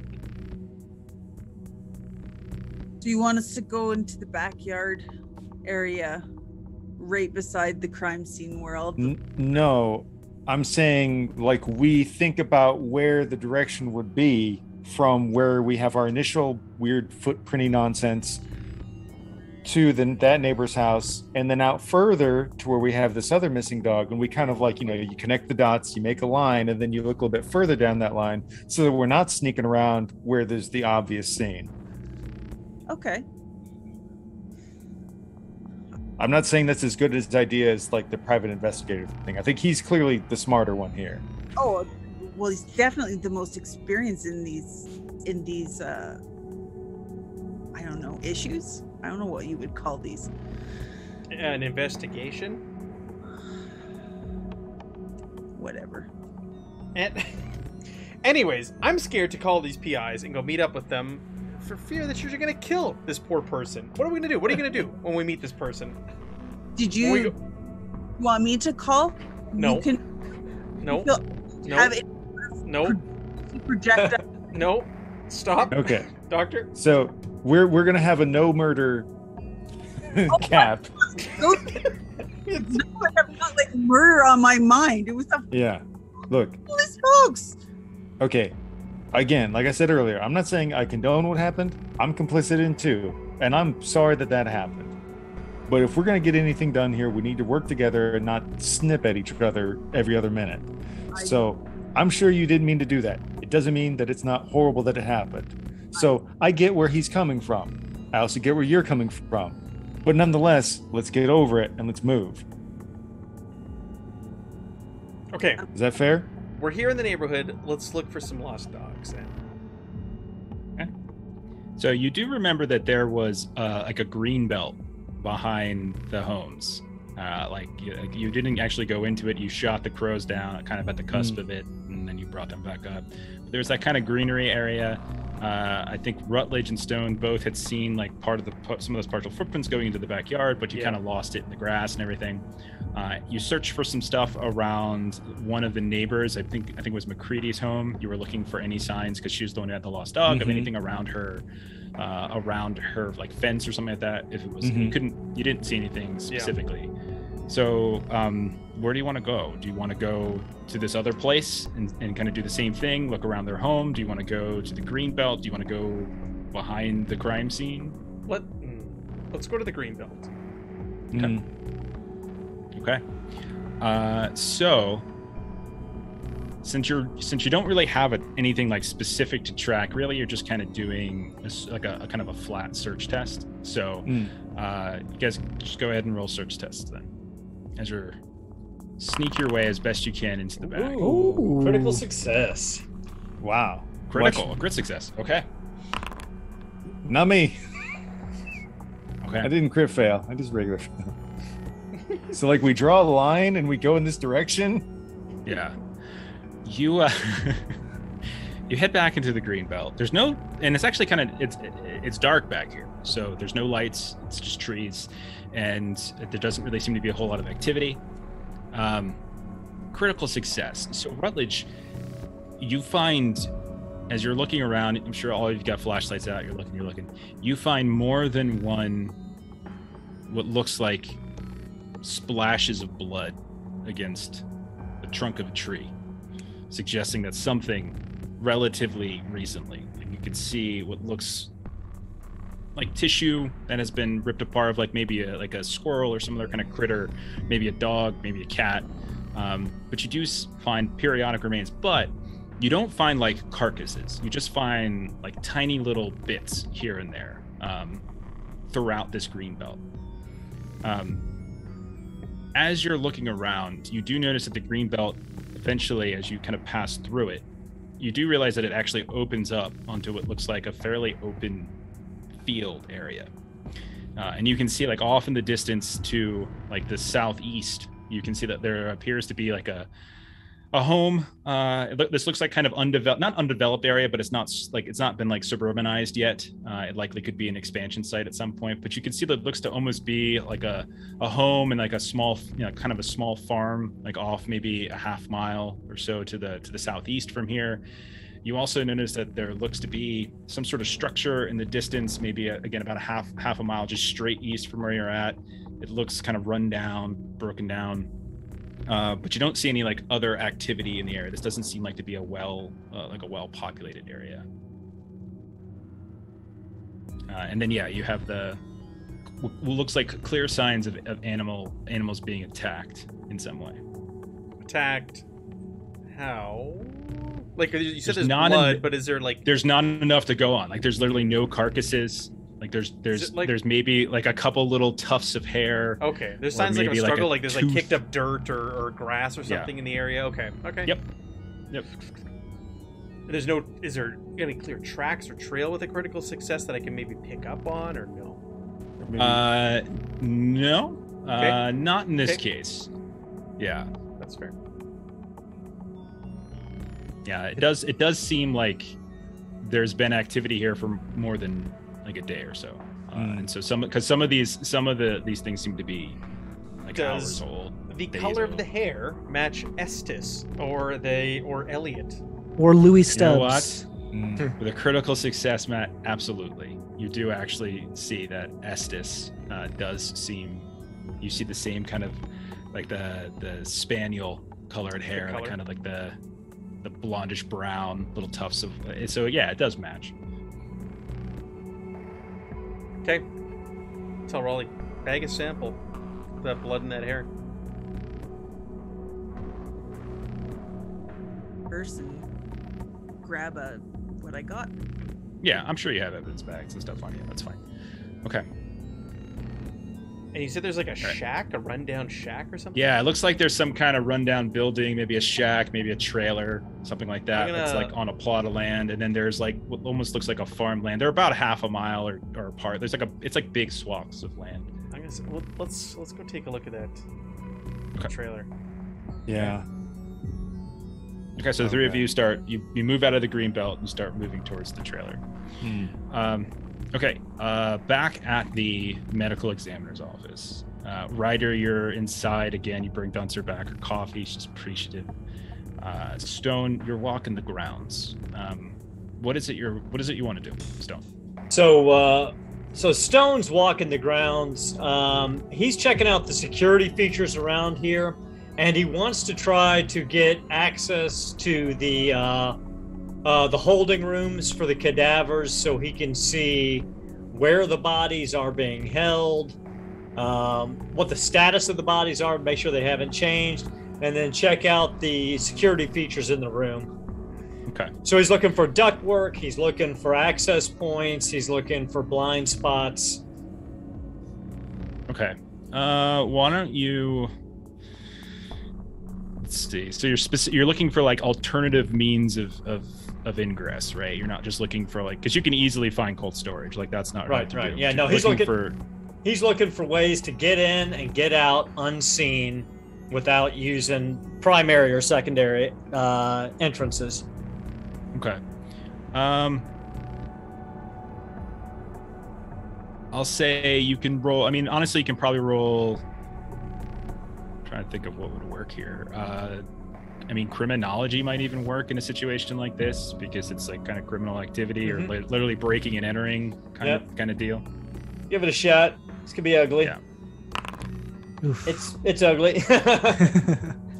So you certainly find like ducts and vent work, but none of it appears like it's big enough that it could fit you.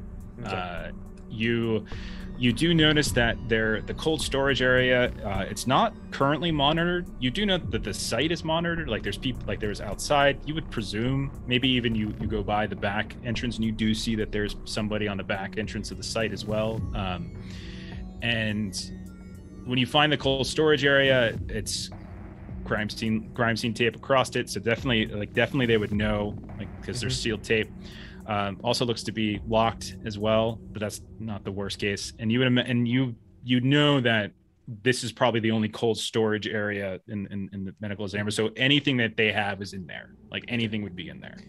So he would go back to Detective Dunster and he would say, Detective, I'm sorry for interrupting you. I know you've got a lot on your plate. I mean, I know our cases are related, but we have separate focuses. I know you're dealing with a missing persons situation here, but I'm still working to try to get to the bottom of a potential contaminant. And I need to know who the new ME or who the other ME is who's going to do the autopsy on that body, because it's critical that we get information out of that. Yeah. We're bringing someone up from Seattle in the morning. I don't have a name for you currently. I know the chief was on it. Probably first thing, I would imagine we're going to have somebody out here. Janice isn't qualified for any of that. And you say 2 cases.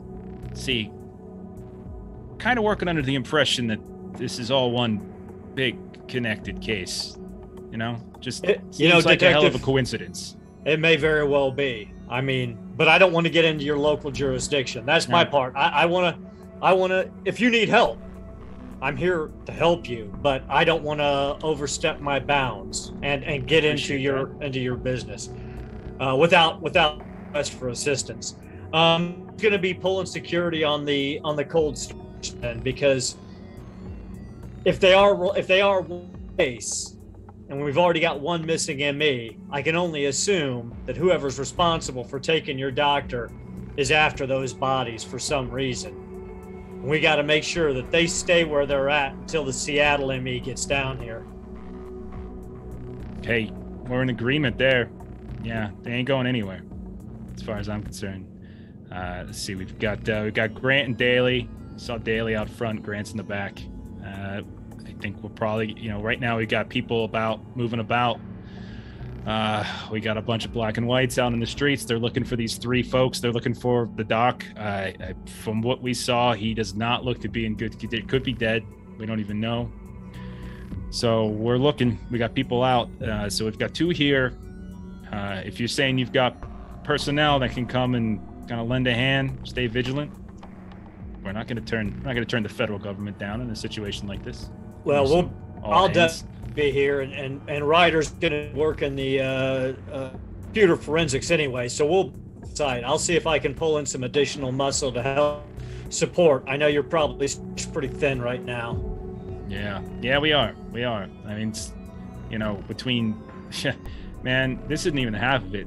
Like, we got folks still down in Kirkland figuring out what the hell happened in that shopping center. Like, oh God, it's ridiculous. Like, I don't know, it's like a Monday and every single crime could possibly happen. You got freaking dead people in a freaking suburb who are dissolving in the driveway. We've got a freaking Allstate and whatever the hell else is over there that kind of blew up, and it's just like fire in the sky. And now we got this freaking thing happening here. Like, it's been a long day and it's just Monday, for crying out loud. I've had enough of it. I hear what you're saying. Well, we'll do what we can to get you back. And then he'd go over to Ryder, like, hey, let's go take a coffee break. It looks like it's gonna be a long night here, so let's grab a cup of coffee. Okay, he's gonna go into his backpack, rifle around a little bit, take off his gloves, and then come back and meet him at the coffee. Okay. She'll probably be like, hey, someone will order some food or something. This is going to be a long night, as you guys are like walking out. Okay. So you guys are out in the hall by yourselves. Yeah, you're by yourselves. So I make sure we're in a blind spot, and I'm like, okay, Ryder, there's no way in that cold store in and out without being seen. It's not going to happen. They got security 24/7 on here until the Seattle ME shows up to do the autopsy. So I figure we got 1 of 2 choices. If you got any juice with your agency, you put an ME in that Seattle ME's place and have them show up and do the autopsy. Or we stand by with the Seattle ME, and as soon as they complete the autopsy, we grab their digital files, burn everything else, and make sure the bodies are cremated in accordance with CDC policy. Neither of those ideas sound very good, but I don't really know. It's not my thing. That's what I'm saying. I'm looking for better ideas. If your boss can't get us a trusted ME to do the autopsy, then we're gonna have to work with what we got, and it's not gonna be pretty. Yeah, I mean, I don't know. Maybe we could try and get in there when people are doing change of shifts or something. I mean, we can get in there, but I don't know what I'm looking for. I'm not a doctor.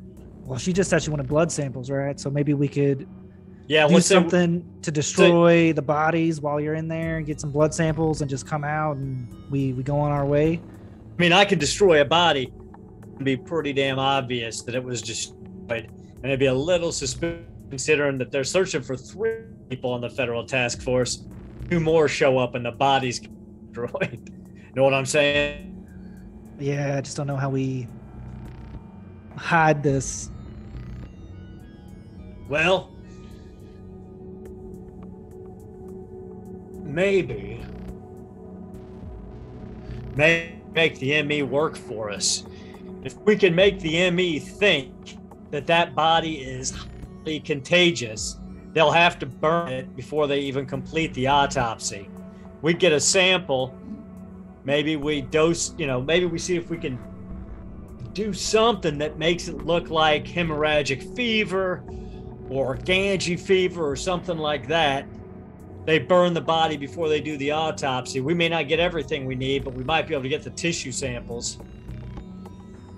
Yeah, or we make it real cold in there and something just, happens to malfunction.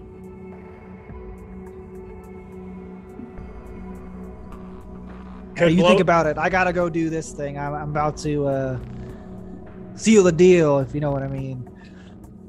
So Understood. What Ryder's plan is he wants to, I don't know if the detective's going to be in there the whole time or like watching it with him or whatever the case is. But when he comes back, he wants to like go back in his bag, put his gloves on since they're touching evidence and stuff. And he's going to put in his palm, like in, like in his glove, in his palm. He's going to put in like a palm, like just like a little circular disc, and it's a magnet. And he's just going to hold it in there. And so what he wants to do is whenever they're like ready for evidence collection to like actually get the drives, or if they're taking the computers, whatever he's trying to do, whatever they're going to do, he wants to like assist with handling it to like the cart. So he's not going to actually do any of the evidence collection. He's just going to be like, oh, I'll help you move it over here. And he wants to use the magnet to go over the hard drives. Yeah. And he's going to basically distort them. Yeah. So he's just trying to like, just be like he's helping the process, and no one's not, he doesn't want to be like, stepping on their toes, but he's like, oh, I'll help you carry it over here so they can bring it back to PD. And he's just going to try and, like I said, use that magnet to basically wipe everything so it's, unreadable later. Okay. I think that's going to probably require a stealth roll as you're trying to palm, do something hidden. And again, this is contested. So like whatever you roll is going to be compared with their, whatever they roll for alertness. Even if I fail, it's not. Yeah. So yeah, even if you fail, it's still possible that you could succeed. Oh, nice. That's a really, really good success. Okay. I'm not even that good at stealth. I was worried. So the one thing I should let everybody know this is in terms of contested. The way it works is if both rolls succeed, the higher of the rolls wins the test. So that's a really good roll, like because you succeeded. But if they succeeded, right, that's the contest of 7, right? Okay. So yeah, eventually, time. Maybe food is ordered. Food comes. They decide to start collecting it, and like they've gone through it, like they've gone through it enough here. It's like this, and he's just shooting the shit with them, watching it with them, just taking his time, and he's just waiting for that moment for the collection.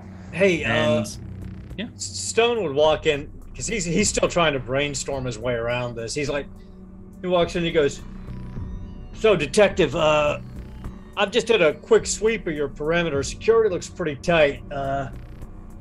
What did the bomb dogs find anything?" Yeah, we didn't do bomb dogs. What do you mean? Dogs? What do you mean? This is a potential active terrorist. Wasn't there like a fire or something? Well, yeah, I mean, the department did a sweep. There was like just a little small fire in a freaking in a towel closet. It's fine. Oh. But you didn't run an explosive detection team through the building. No. I mean, like we did a sweep. You know, we did the thing. We did. It's probably okay, but I mean, standard practice is in any potentially terrorist situation, you sweep for explosives too. I mean, nothing's blown up yet, so we're probably okay. But I wouldn't worry about it too much. It's late. Do you got access to? I mean, I don't. And she kind of turns and looks at like the officer, like, "Do we got the bomb? Sweet, like I don't know. They took them down to Kirkland for the thing, you know."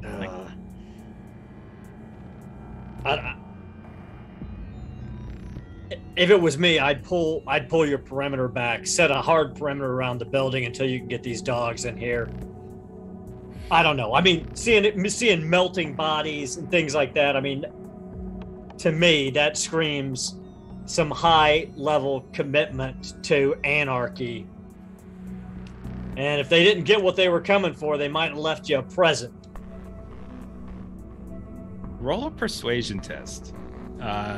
Take plus 20 because like you got me convinced. So take a plus 20 on that. That was pretty convincing. So yeah, just roll your normal number and like you get up. Like we'll just add it. Oh. I think you have. Do you have a reroll? I don't know. Do I? No, I don't know if he does. Matt's got one. All I see is Matt. So yeah, she's like, listen, what was it? Stone? No, Agent Stone. Yes. Yeah. I appreciate it. Appreciate your input on that. I'm gonna run it past my chief. And he'll make the call on that. That's probably smart. Like I said, I mean, nothing's happened so far, so I don't see why it would happen now. I just get paranoid about these things. It's too much time in the sand. You understand? Yeah. No problem. I mean, appreciate the concern. Yeah, I'll get on the horn with him. Well, we're gonna bring these in. We're gonna bring this into the department. We're gonna log everything. Put it in lockup. Some of us got to sleep. Yeah. I'm gonna go on a quick donut run. Do you guys want anything else? I'm making a run back to the station for a bit. Jelly donuts. Yeah. Okay. Yeah. Sure. Yeah. That's fine. I know I'm not really the. I don't know. I'm not really the donut type. That's not really my kind of. Hey, you guys do yourselves. That's fine. So Stone will head out. Go to the grocery store, buy some donuts, buy some liquid detergent, 3 bars of soap, 2 gallons of gasoline, and a Timex watch. Okay, fair enough. And as far as you can tell, Ryder, you did everything that you wanted to do as they were removing the drives, bagging them into evidence bags, and no one stopped you. You didn't see anyone notice it. So as far as you know, unless they're playing like a hell of a long con, you don't think anyone noticed you. Yeah, basically it's like a high-powered magnet that's going to just destroy the platters within the hard drive. So it's. I got you. Now I just want to do one last bit over at the neighborhood group as you move out onto this old lot. It's overgrown, got grass that's kind of up to your knees in some places. You hear stuff slithering around every now and then, probably a snake or something here or there. But it's definitely like undeveloped land.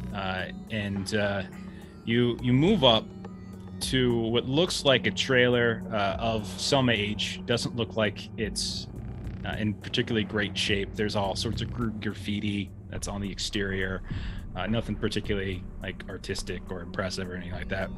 You see a few windows here and there that are wrapped around the trailer, but they're dirty, cracked, and but they're largely intact. The whole area just kind of smells of just mud and rot, and you can see that the trailer itself is kind of almost sinking down in portions into the ground here and there. You can see there's a front door rusted shut, and doesn't seem to be anyone at home. You don't hear any any TV on or radio on. It looks like it's probably abandoned. Okay. All right. So, the dog's not going to try and go into the house. The dog's going to try and go under. If it is. That's my thought. God. Should we make a search or forensics or? Just tell me what you want to do, and then we'll go from there. Um, So I don't want to get on my belly and look underneath the house. Okay. But It looks bad. I want to shine my light in the windows. You're going to go look on your belly, looking into the house. I'm gonna shine my light in the windows. If Okay. it looks uninhabited, if it looks like there's someone in there, I'm not gonna start shining a flashlight in the windows. Okay. You start shining your light through like again these just incredibly dirty, old, caked with mud and like sort of all sorts of different debris and everything. And you look inside, it basically just looks like a hoarder's place, like a treasure hoard in here. You see all sorts of like boxes and things kind of stacked up, some of which are against the window. You can see like inside there's signs of like heavy, like looks like water damage, stuff like something like it's kind of seeping through some of the seams here and there. Old newspaper, stuff like that. Roll a search to see anything else. And Kowalski, you're climbing down underneath. And then Raleigh, what are you doing? I'm gonna shine the light for Rex for sure. Okay. Pull out her so you're holding the light. syringe, ready to remove both of them. Yeah. Okay. Crit success on the search. Oh, Okay. nice.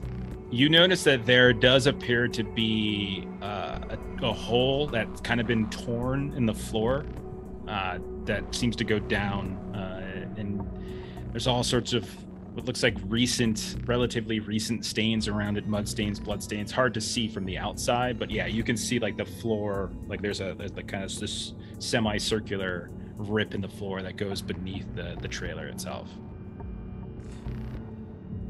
Okay. Oh, no. I'll call the two of them over and shine my light right on and go, what do you make of that?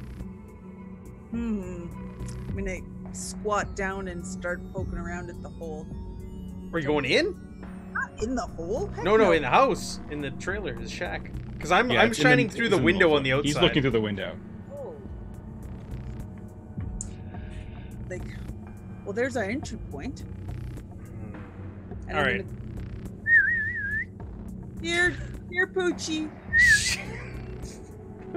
Okay. Flashlight. Okay. I'm gonna draw Debating my between firearm. Pistol or Yeah, I'm Sure. drawing my firearm, so firearm and flashlight out. Okay. So Kowalski, you're climbing underneath. You've got your flashlight out. You're crawling.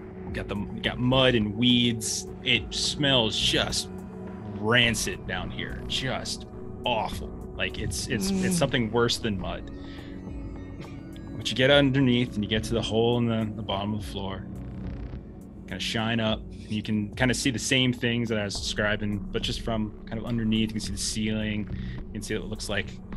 Just looks like grime and grub everywhere, knocked over stacks of like really old newspapers, like old like accounting boxes here and there.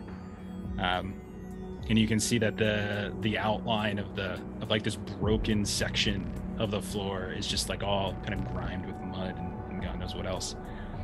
Yeah, but you peek up. Do you go inside? I will shine my light around underneath here first.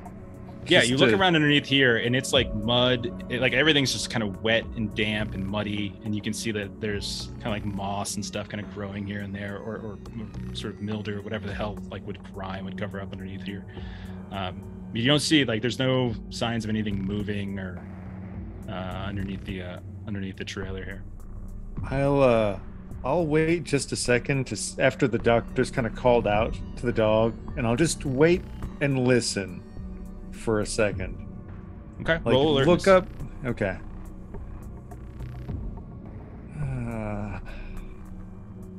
Okay, I guess scroll up. Sorry.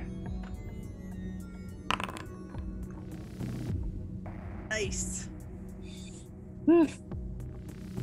Okay. You hear movement inside. You can't see it, but you hear like the crinkling of a piece of paper, like something.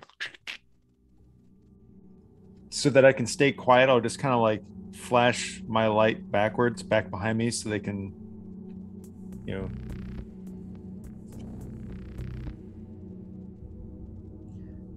Now, there's not enough room for more than one person to go up at one time, and like there's not a ton of room. Like this thing's on a slant, so like only half of the trailer is kind of tipping down into the mud, the other half, and you're climbing underneath the part that's slightly perched up. Am I visible to them where I'm at? I would say you're probably visible to Raleigh, who's probably crouched down, and she's kind of shining the light underneath. But I think, Matt, you can correct me, but I think Rutledge is standing up, still looking through the window. Yeah, I'm still peeking through the window. Yeah. Okay. I'll basically like, because I'm trying not to make any sound, I'll like, you know, motion that I hear something above.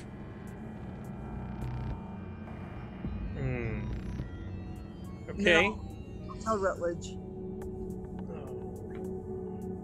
And I don't see anything shining my light in there. I don't pick up on. You do not see anything.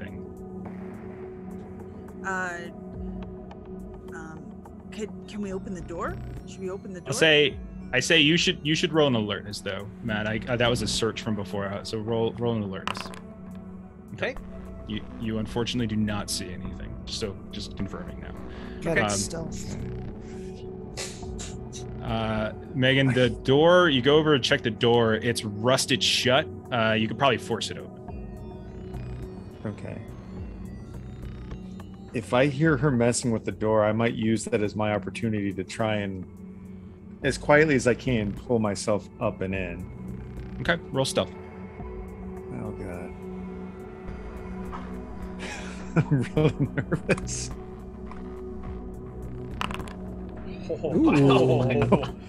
Woo. Do I see the thing in the floor opening and dark? You see the head of Rex Dart slowly beginning to emerge. I shoot. No. Oh God! no, I'm kidding.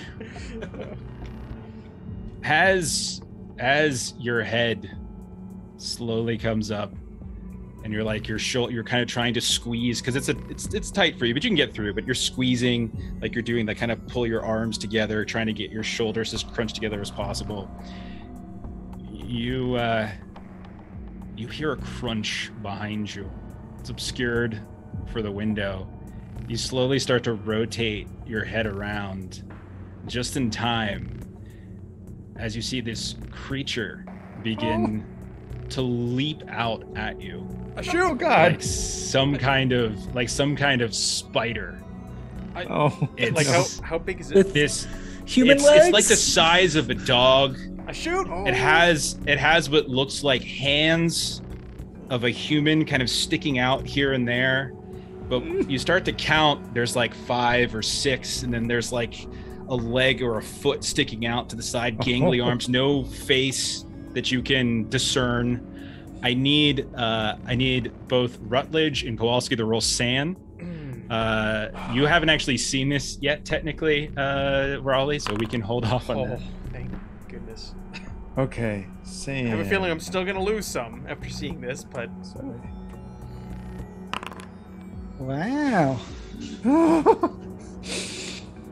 How'd you do? I'm sorry, I don't have my screen up. So we both succeeded. Success. Both of you take 1 point of SAN. And then it's going to attack you. Now, your dex is, I double checked, this does have higher dex. So it will, in fact, get its shot off. And its stealth roll was pretty exceptional. So it's going to... Oh my God, combat! Yeah. We don't have to do the whole thing, but I do want to get the first one off at least. And start up. I don't have to program done here. Oh well. Come here, Poochie! Come here! Okay. So, as this thing leaps out at you, you see like it's like one of these hands just sort of comes out. It's like kind of contorts itself in this sort of like plasticized shifting shape and kind of tries to reaping and kind of push its hand right into your chest. Oh, And you're just kind of sitting there, stuck in a hole as you come through. So I'm giving it a +20 on this. This is not a dog, Captain Karayan. This is not a dog. You. It's a spider. That will be a success. You can if you want. You can't dodge because of the close, Right. but you can try to fight back if you want. I would assume at that point I'd probably be limited to just unarmed because I can't really. I would say bring- unarmed, and I would give you -20 because you're kind of caught like right in the middle. Like you would definitely have some difficulty. Yeah. Okay. It is a Cronenberg dog. Yeah, you're right, Captain Grant. Okay. So It's is this not a dog. contested? This is contested. You have to roll I mean, really there's well. no reason not to try to fight back, right? Yeah. No, absolutely. It takes up your action. It does take up your action for the round. So if you do this here, you won't be able to attack it on your turn. You That's- can take like a riding action on this, like a fight back type of thing. It's up to you, but it does mean you won't be able to shoot a gun or stab it or something like that. I don't want this thing to shove its fist in my chest. I think that's. I'm going Do for. it. I don't want the Fight it. thing. Okay. Oh. It's a Wow, good you're roll. Really good at unarmed combat. However, it's a low roll. So Wait, 43 that's the over higher 24. one.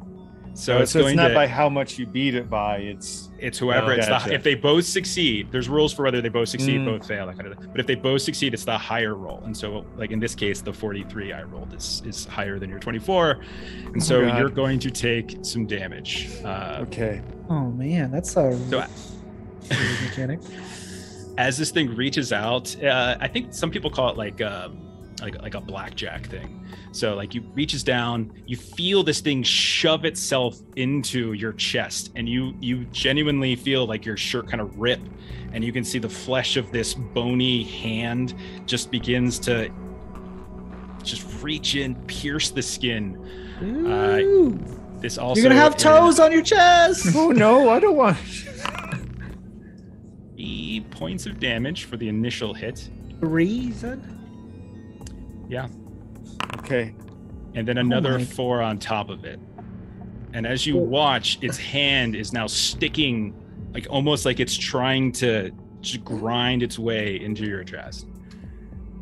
We can stop there. No, 'cause it's 10 I wanna after shoot. 9, I or wanna we can shoot. finish. We can do this. All right, let's do this then. I just didn't want to assume. Oh, Sorry. shoot this thing. Oh my Okay. god. As you're looking at it, by the way, Kowalski/Dart, you can see like there's just limbs galore. It's like a spider in the way it kind of leaped out at you and just jammed one of its hands into your chest. It's got this blue tinted skin, and so I think what are your dex scores? What do you have, Kowalski? 12. And then what do you got, Matt? 11. And then Megan, what do you have? Say I didn't hear 14.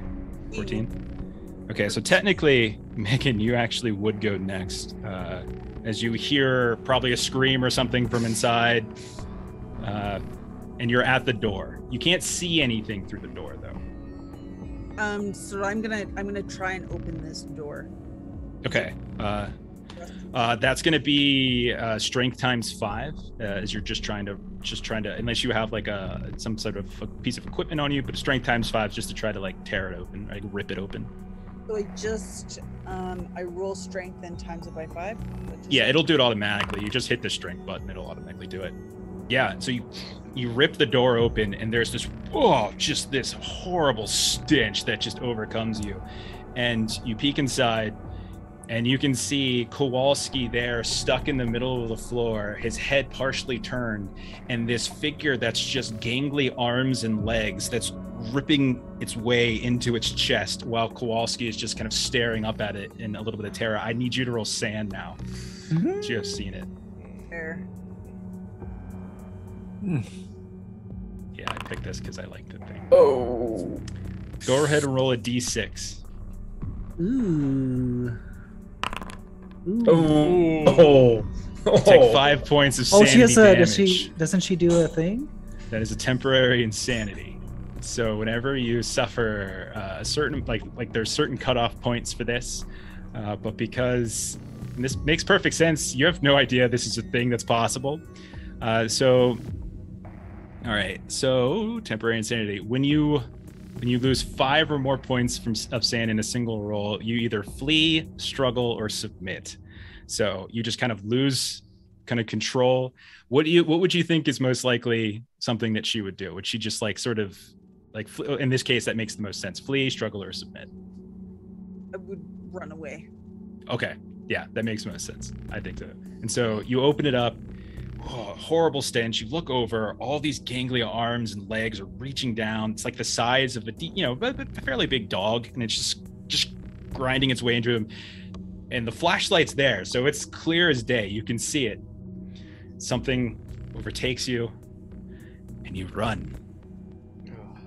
So you're basically wonders, son of a bitch. She runs away. Dart, you're up next. You still have your action though, since you didn't do a defense action, so you have an action. Okay. Well, he did it, but Yeah, I failed, just right? failed. Do I still? Oh, that's right, you failed. I'm sorry. Thank you. I totally screwed that up. So yeah, it would normally be your action. Nothing's actually happened here. And so Rutledge, you can shoot. Okay. It's not a clear shot. You're shooting through a window. But yeah, go ahead. And you're shooting also, I should say, wait a second. You're shooting into melee. So it's technically a called shot. Otherwise, a random person gets hit. So you do take like a minus 20 to this, since you're technically taking a called shot action. Okay, so I rolled a 14. My target's a 50. Okay. So is that good? That's a hit? That is good. That is definitely a hit. Roll damage. Do you know what kind of gun you have? I just gave myself a medium pistol. I figured that's what, like, Yeah, that's fine. yeah, standard issue would be. Yeah, that's fine. So yeah, there should be damage on it. 4 points of damage. So you fire down on this thing, and you manage to thread the needle through the window, like between these two stacks of boxes, over the top of Dart's shoulder, and like you hit it square in one of these kind of like sort of bony areas. And Kowalski, you see it just kind of shudder, and you hear this strange kind of noise. You're not even sure exactly where this noise comes from. But double check one thing. Blue goo falls on you. You do see some blue goo kind of explode from it, but it also doesn't go down. We go back to the top of the round. Did it spray So- blue goo? Oh my god, it can on kill Dart? you. Yeah. So like, I don't get an action. Do I still get to move at all whenever my tick came around, or is that? Yeah, I movement don't is know. I'm not technically an familiar with- action. So It's like still- so there's two okay. different types of movements. Like there's movement that's baked into like an attack, and that's just like a couple steps. And then there's like running the F away, Mhm. right? And that's an action. So like if you were hypothetically to do what like Megan's character did and just flee and like run Mhm. like 30, 40 meters or whatever, that's an action. But like on your turn, like taking the defensive action to fight back, Mhm. that does burn your action for the round. So Gotcha. you wouldn't have any, Like, can't try to stand up further or anything like yeah. that. Okay. Gotcha. So, okay. All right.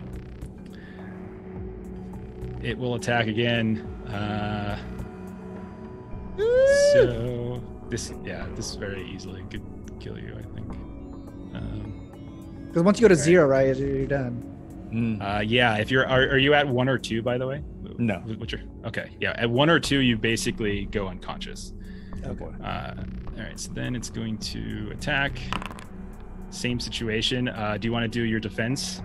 I don't see any reason why I wouldn't. Are my arms maybe a little bit more free after I've spent a round? I'll give you that. Yeah, I'll give you that. Like you're like, because it's a little bit of movement. Yeah, we'll say you got your whole torso and up through it, and so like your arms are free and everything. Oh god, I'm gonna die. Roll well. You got to roll high and well. Crit success. You suck it. Swear to God, I rolled a 62 under 70. So your crit success will crit success automatically will succeed. Okay, roll. So that's your.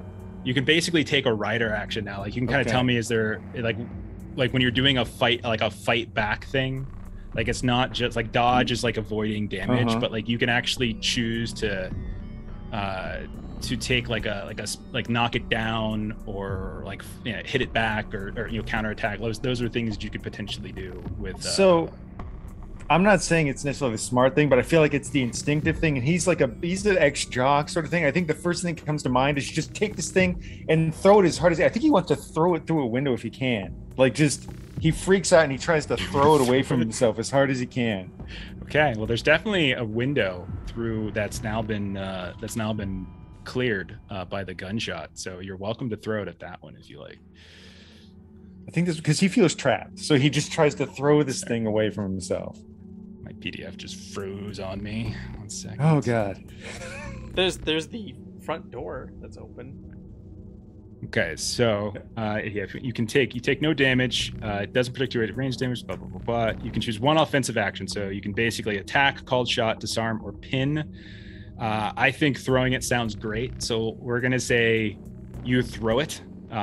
You'll throw it out the door. Is that what you want to go for? Yeah, whatever he can see. Like he's a little panicked. He goes for.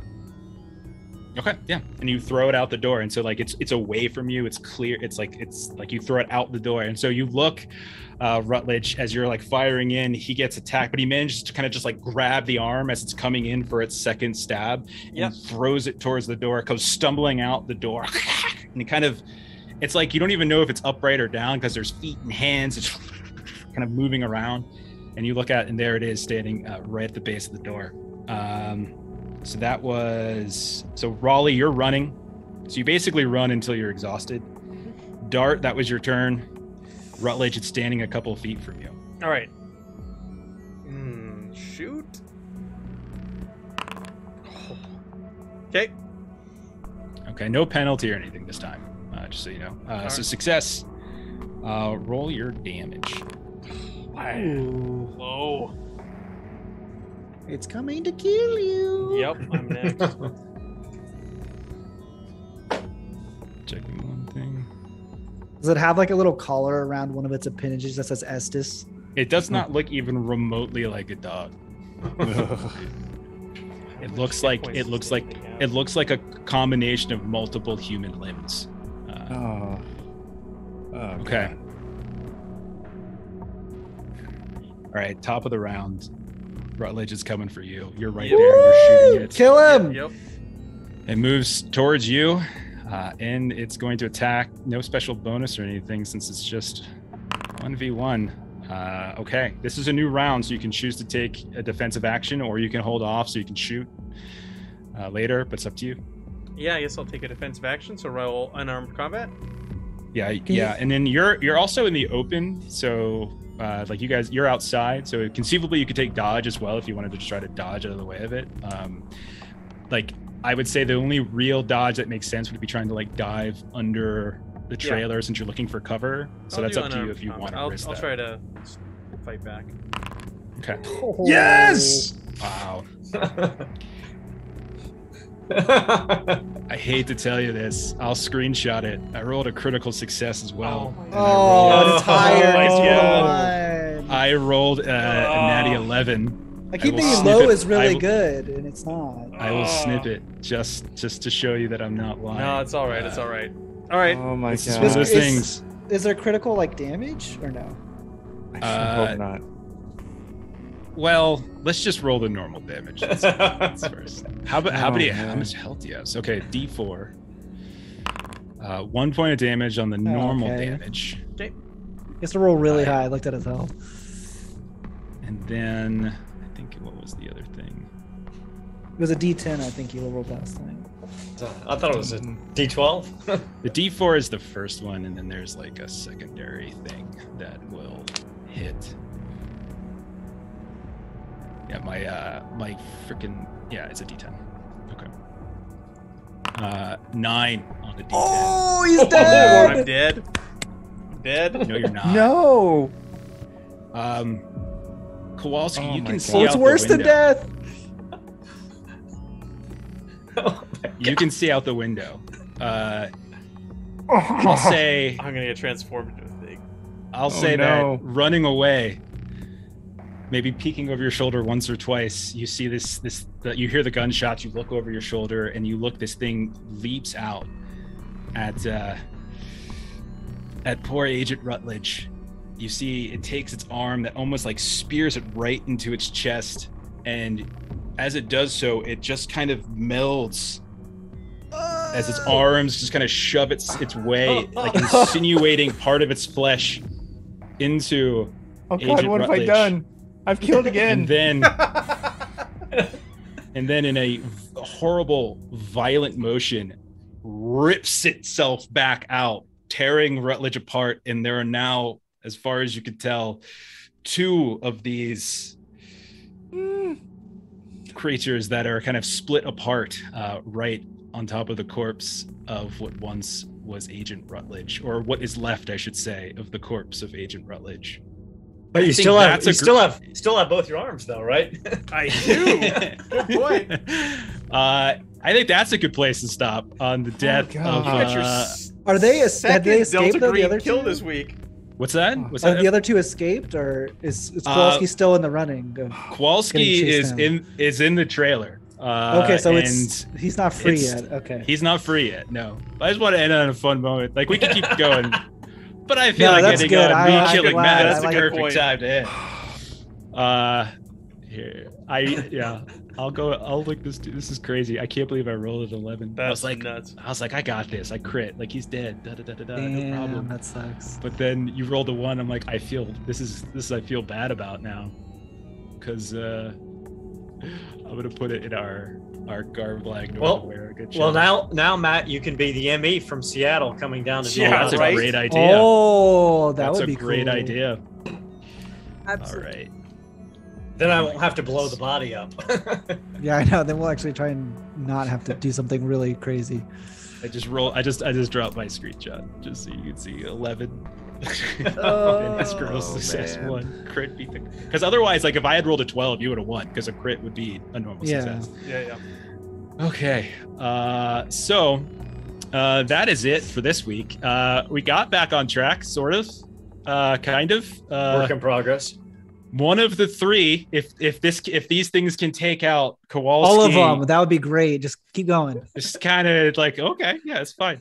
Let's do a last roundtable here. See where everyone's at doing stuff this week as Matt considers what he's gonna play next. Actually, Matt, you're up first. So what else you got going? I've got Alien on Sunday on the Free League Twitch channel at 9 p.m. Central Standard Time. Okay. Right on. And you also have Alien on Monday, as we're playing Alien. I think, Alien on yeah, Monday. Monday's an Alien on game the as well. Lollygaggers. Yeah, back to back. Oh, Lollygaggers. Yeah. This time I decided to just go for the torso and leave the arms off to the side. Megan, what do you got going on? I think this game is occupying enough of my headspace. But I've started back on my prowess of board game supremacy. Nice. Yeah. This week we played Mad again. It's one of my favorite games. Definitely check it out. It's it's really old. Oh my gosh, I think it's like 1982. It's great. It's where you try to lose all your money. It's lovely. Oh my gosh. Awesome. Bottom row looks like it's Aaron. Aaron, what do you got going on? Let's see. We're playing some Alien Sunday, where Matt will get a chance to kill us back. That's right. Um, Face to face with the Queen. face to face with the Queen. That'll go poorly. You can't kill an old lady. Then today on Garblag Games, the British time, 1300 British Standard Time, we'll be playing some Dodec. Then Tuesday night on Skype, we'll be playing some Call of Cthulhu, right? Yeah. Wednesday on Garblag Games at 12 p.m. British Standard Time, we'll be back for Warhammer Fantasy Roleplay Edition. Then Thursday on Garblag Games at 1300 British Standard, will either be Star Trek Adventures, School D&D, and then back here for Thursday night. See who else dies playing. Kowalski's kind of a sitting duck at the moment. Yeah. Yeah, we'll see. Evan, what do you got going on? Yeah, same thing. Sunday, Alien on Free League, 9:00 Central. We're gonna be fighting a queen, a baby queen, or some kind of queen. Adolescent.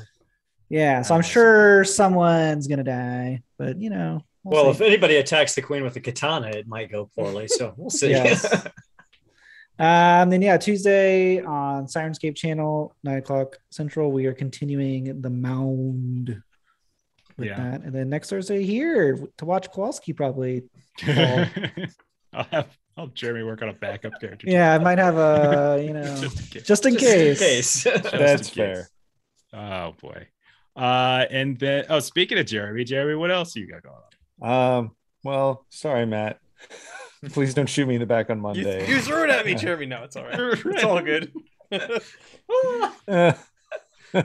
But outside of playing with you later on next week, on Saturday, 9 Central, Goodman Games will be doing Crypt of the Devil Lich. We might clear it out this Saturday. I don't know. But then, yeah, cool. I'm going to try not to die next week. Mm-hmm. And then for me, tomorrow night, more Delta Green over on my own channel, twitch.tv/thelollygaggers. We're playing through Impossible Landscapes. That's 2 weeks in a row I've killed an agent because we got one in that and that one too. So good to go. And then let's see, Saturday we're doing Blades in the Dark. I think it's probably like our finale of like the first run is we're gonna do some Halloween stuff for the next couple of weeks, I think. And then Monday is Alien, and then the other stuff that these people mentioned that I'm in, so like the Call of Cthulhu stuff. But that's it. I'm gonna toss it to Matt now, who I killed tonight, just so everybody knows. Yeah, hi Matt. That's it. We're calling it a stream. Have a good night, everybody. Good night.